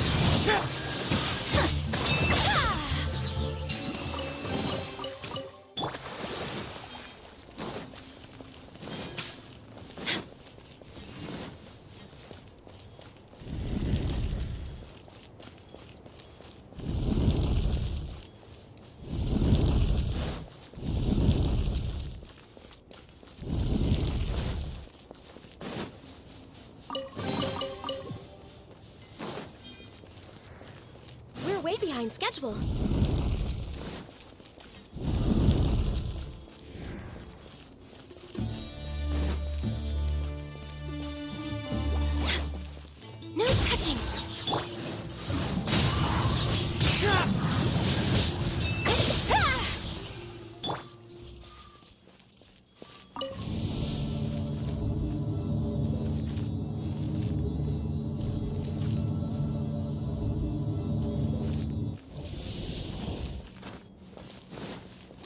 Next on the agenda, access denied. Into the wind. Allow me!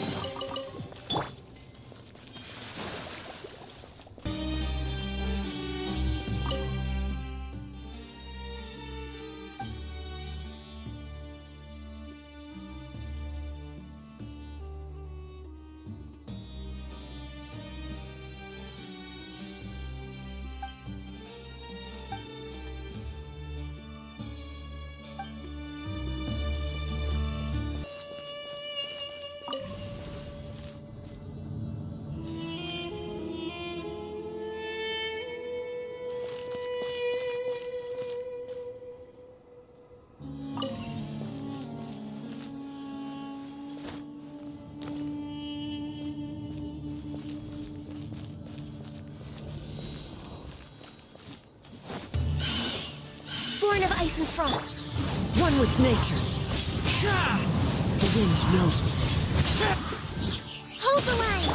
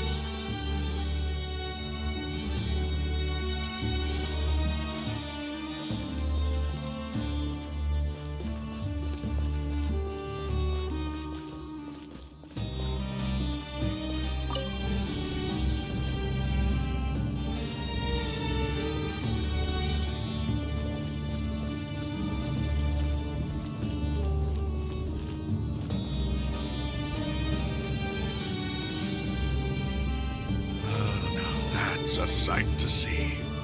The Scarlet King's splendor surrounds us. There's so much vegetation here. It's different than what I expected. Sure are a lot of plants for a desert. That's what I call divine providence of the Scarlet King.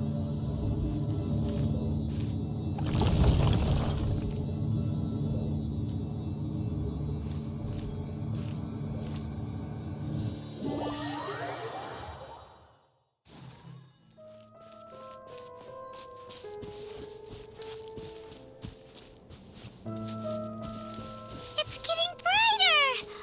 Oh, it looks so beautiful!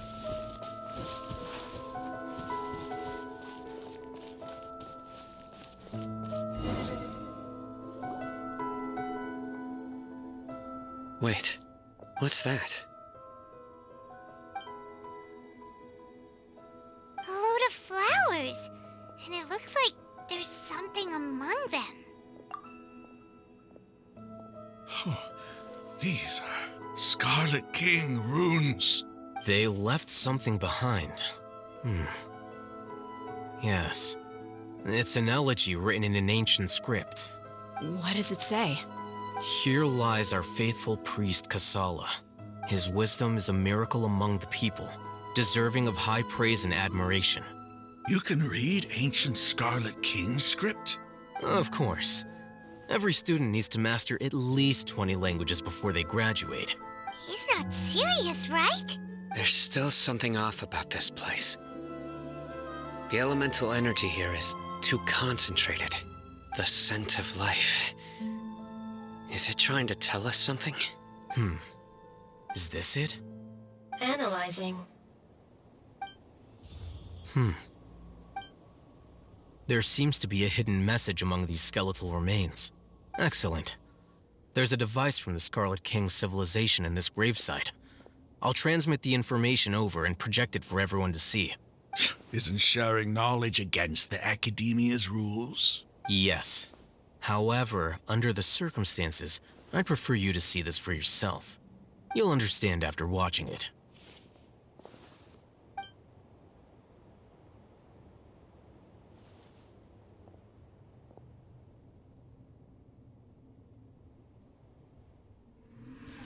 civilization is born of knowledge, but so too can knowledge be its demise. A disaster caught us unaware. It was knowledge that did not belong to this world. The Scarlet King brought this forbidden knowledge into our world, and it quickly spread like a plague. People's minds were filled with crazed whispers. Dark gray scales spread across their bodies. Even the land was stripped of its vigor. Only a desperate, deathly silence remained. Were it not for greater Lord Rukkhadevata from the forests, the damage would have been irreversible.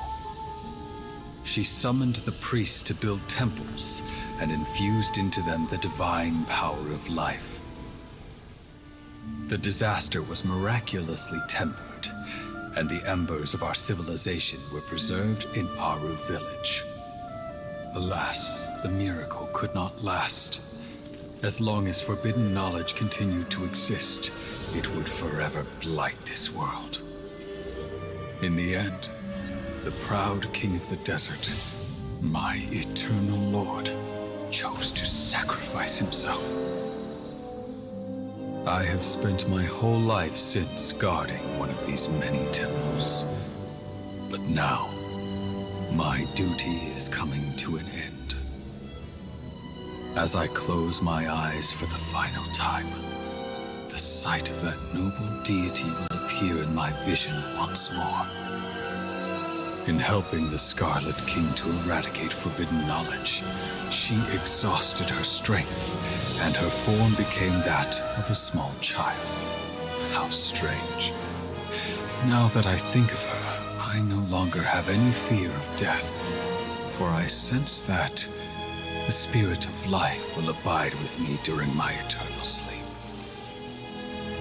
Children of the desert, cling no longer to past grievances, but hold tight to the memory of this act of benevolence. What was that? The priest's memories. No, impossible.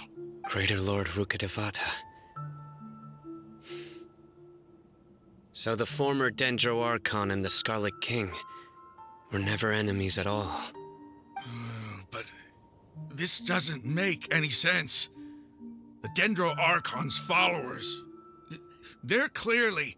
Was that the former Dendro Archon? She became so tiny in the end.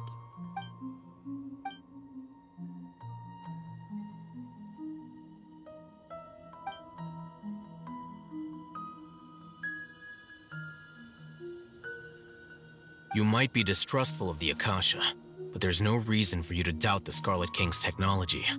You've just witnessed his priest's last words. I've never heard about any of this before. The surviving followers of the Scarlet King all gathered in Aaru Village. Our god did not make mistakes. We refused to believe any of the rumors. The Scarlet King's death, the all but total annihilation of our civilization, it was all Greater Lord Rukkhadevata's doing. We saw her as nothing more than a traitor, who stabbed us in the back in our moment of crisis.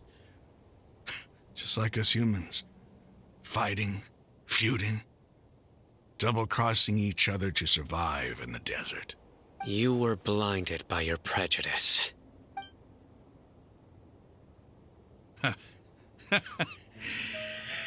If I hadn't seen this for myself, if I hadn't witnessed his last words with my own eyes, ears, and heart, how could I ever begin to accept this? The truth is so far from what I've always known. Am I really supposed to believe that after all these years, all this time seeking revenge, suddenly now my enemy is my savior? Raman, that's enough. Give it a rest. You're starting to make a fool of yourself. Dehya, tell me, my Eremites and I, what are we even fighting for?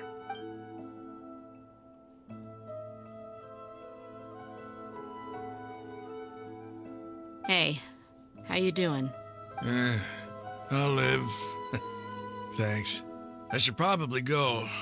Can't just stay here forever. What's your next move gonna be? Oh, I know what you're going to ask. I feel deeply ashamed of everything I've done. You'll get everything you're asking for. But please, give me some time. After everything that's happened here today, somehow I need to explain it to the others. It's not gonna be easy. Well, I guess that's for me to deal with. Dehya, this is where our camp's located. Make a note of it. When would be a good time for us to go? Tomorrow. I'll convince everyone that we're all on the same side. And I'll return every last one of your your village keepers. We'll share our other resources with you, too. You seem to finally understand that our true enemy is the sages. Yes. The gods never gave up on anyone. It's the people responsible for all this that need to face the consequences of their actions. That must have been rough, but he seems to have figured things out now. Ramon's no fool. Being the leader of your own faction in the desert is no easy feat. It's too bad he was held back by his belief in the Scarlet King. But now that that's changed, I guess we have a few more people on our side. The outcome, at least, is favorable. We should get going too. Let's head back, have a proper meal, and a nice, long sleep. We'll need all our energy tomorrow.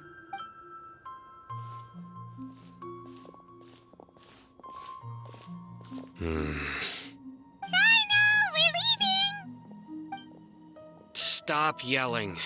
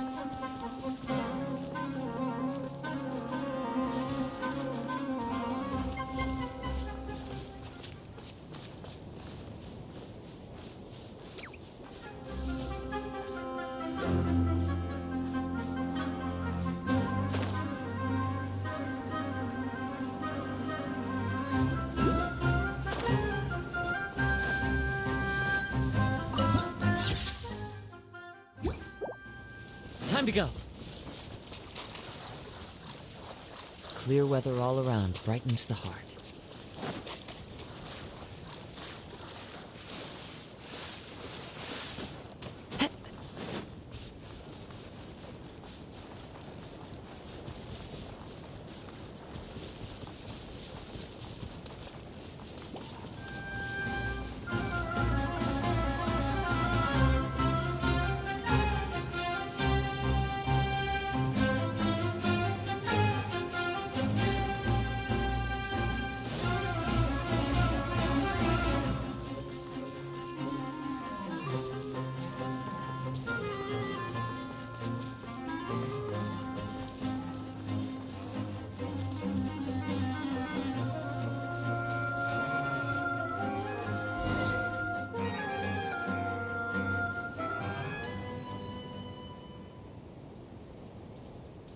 Ramon, we're here.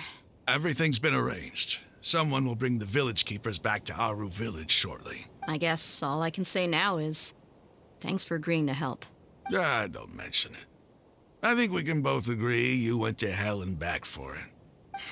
But we share a common cause now. From here on out, we're allies. Where are the perpetrators? I'll bring you to them. Follow me.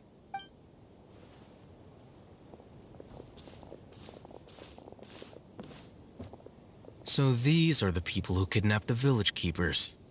Oh no, it's the scribe! There's no need to yell. No one can help you now.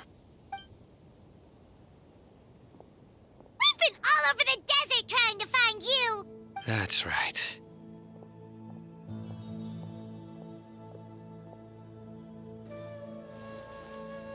General Mahamatra? No, no! Make it quick, please! Swift and painless! Whoa. The moment they set eyes on Cyno, they turn pale like they've seen a ghost! You should have known that I would be coming for you. Wait, we were just following orders. You know what I'm talking about, right? There's no way we could have done all this by ourselves. No, not Cyno. He's gonna tear us limb from limb. I could do worse. Please have mercy. Start talking. Otherwise, I'll have to resort to other methods. So, your superiors have kept you quite busy recently. Why? What are they trying to accomplish? They wanted to extract canned knowledge. Don't play dumb. You know what I'm really asking. They extract divine canned knowledge. Then what? I really don't know how to explain it. Well, you better start talking or you'll be sorry! You don't want to make things any more difficult for yourself, do ya? Be my guest.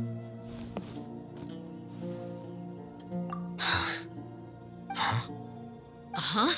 That sure didn't sound like a fancy metaphor or anything. You're serious, aren't you? How did you know? There's no use hiding it now. Yes, you're right. The Academia is working on an important and potentially world-changing project. They are creating a new god. A god that will belong to them and to the people of Sumeru. It may seem as if Sumeru's academics are thriving, but ever since the death of Greater Lord Rukkhadevata, scholarly breakthroughs have been few and far between. The withering of Irminsul has been getting worse recently. The sages have tried everything they could think of, but nothing's worked. I'm always hearing them say things like, if only Greater Lord Rukkhadevata was still with us. Continue. And then, someone from the Fatui showed up. They called him the Doctor. He brought a gnosis and said he wanted to borrow the Academia's research facilities. The Doctor was previously expelled from the Academia. At first, the sages looked down at him in disdain. But when he said those words, everyone's expression changed. He asked them, "Do you wish to create a god?" This is what the arrogant ignorance at the extreme end of academia looks like. First, the Academia spent a long time constructing a divine vessel, which was based on an exquisite humanoid puppet. After that, they harvested dreams via the Zeb-Zerus Festival Samsara, maximizing the Akasha's output. With the Doctor's help, and the Akasha now functioning at maximum efficiency, they were able to use it to extract the power from the Gnosis and convert it into a divine core. Next, they decided that their new god needed to possess divine wisdom. For that to happen, they needed a huge quantity of divine canned knowledge. It adds up. But how do you determine whether the knowledge extracted is of divine origin? Call it an educated guess? The Academia has been trying to figure out the exact source of the Scholar's madness for centuries, but to no avail. Nobody can explain the cause of this phenomenon. Surely you can see what that implies, Scribe Alhaitham. If it's knowledge no mortal can comprehend, then it must be something only gods are able to decipher. In other words, it's the source of the God of Wisdom's omniscience and omnipotence.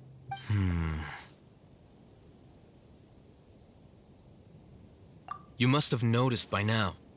The Academia doesn't care about who their god is. It's the ability to exercise control over knowledge and wisdom that matters. It is as if they are cursed with a desire for omniscience and omnipotence that burns in their blood. Some organisms demonstrate phototaxis, and thus orient their entire lives in respect to sources of light. For the sages, their only source of hope is the existence of a deity who embodies the acme of wisdom. This is but a form of phototaxis. For many scholars, the absence of a god of wisdom means stumbling in the darkness for the duration of their lives. Then what does Lesser Lord Kusanali mean to you? Is she not a true god present in this world? If you already have a new god, why try to create another one? From the beginning, the Academia has never treated her as a god. When the Academia first discovered Lesser Lord Kusanali, the newborn god of wisdom, the sages hoped that she would be as wise as Greater Lord Rukkhadevata. but upon evaluation, they found that at the time she possessed no more intelligence than any ordinary human child. The sages never had a ruder awakening. This forced them to accept that Greater Lord Rukkhadevata had indeed passed away. Not to mention that Lesser Lord Kusanali's gnosis had been used to power the Akasha this entire time. By herself, she has neither an Archon's raw power, nor the spectacular insight expected of a god of wisdom. Slowly but surely, people began to forget about her existence. So, this is the path the sages have chosen.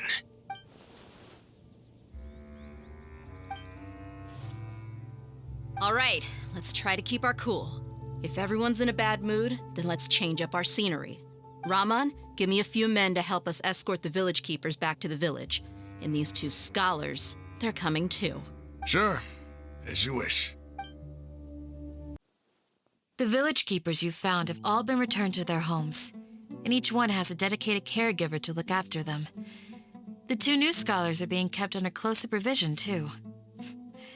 Really great work, everyone. The atmosphere is so heavy.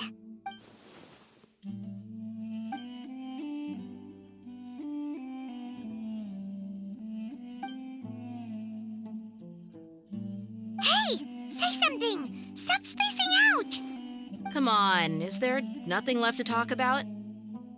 In that case, let's all get some water and try to think about something else. Or I can go fetch some snacks. Oh, Paimon's so coming with you. Do you have any plans, Traveler? Gods above, you're not talking about work, are you? So you were still withholding some information?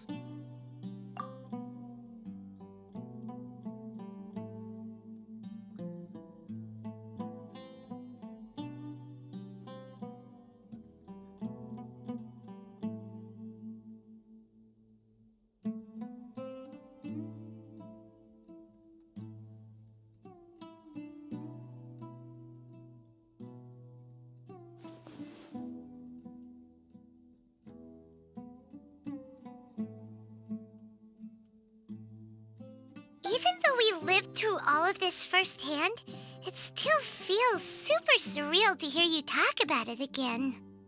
What a whirlwind of a story. I felt like I was holding my breath the whole time. It seems like there'll be more issues to face in the days ahead than I'd anticipated. Still, now's a good time to make our next move. Now that Raman's joined us, we'll be an even stronger team. It's time to make a plan. Indeed. These events are a flagrant transgression of the rules in every sense. We cannot allow it to continue. So, everyone, are we on the same page? Crush the sages and rescue our god. That is our ultimate goal. Well, let's brainstorm a little more about what other resources we can draw on. The next time we gather here, we must have a solid plan. Yep, it'll work out for sure.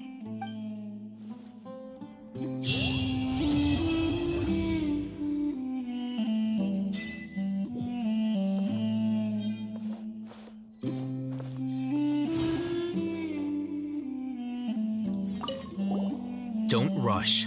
This is a big undertaking, and the planning and preparation for what lies ahead will no doubt take some time. Take it slowly. We need to make sure the plan is as effective as possible. He's starting to read his book again. Hey, are you even listening? Would you like me to lend you something to read? No way! Your books aren't quite to Paimon's tastes. I was joking. I know my books are far too difficult for you, and I have no intention of lending them out. Ugh, you're so annoying! You must let me know if there's anything I can do to help. Though I cannot leave Aaru Village, I can't help but feel stirred when I see the looks in your eyes. I've never felt as roused as this when fighting alone in the past. I suppose this must be the power of camaraderie.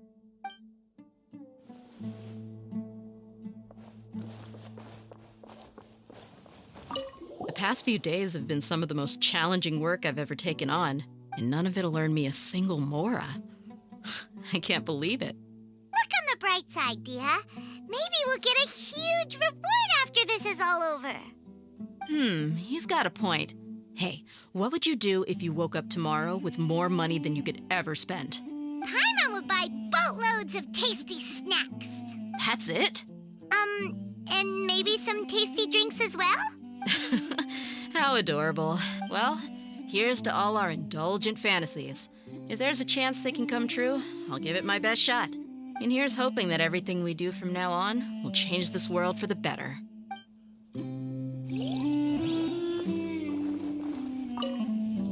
In the past, I never imagined that even the gods could suffer from hardship. If we can find a way to change all of this, will this nation become a better place?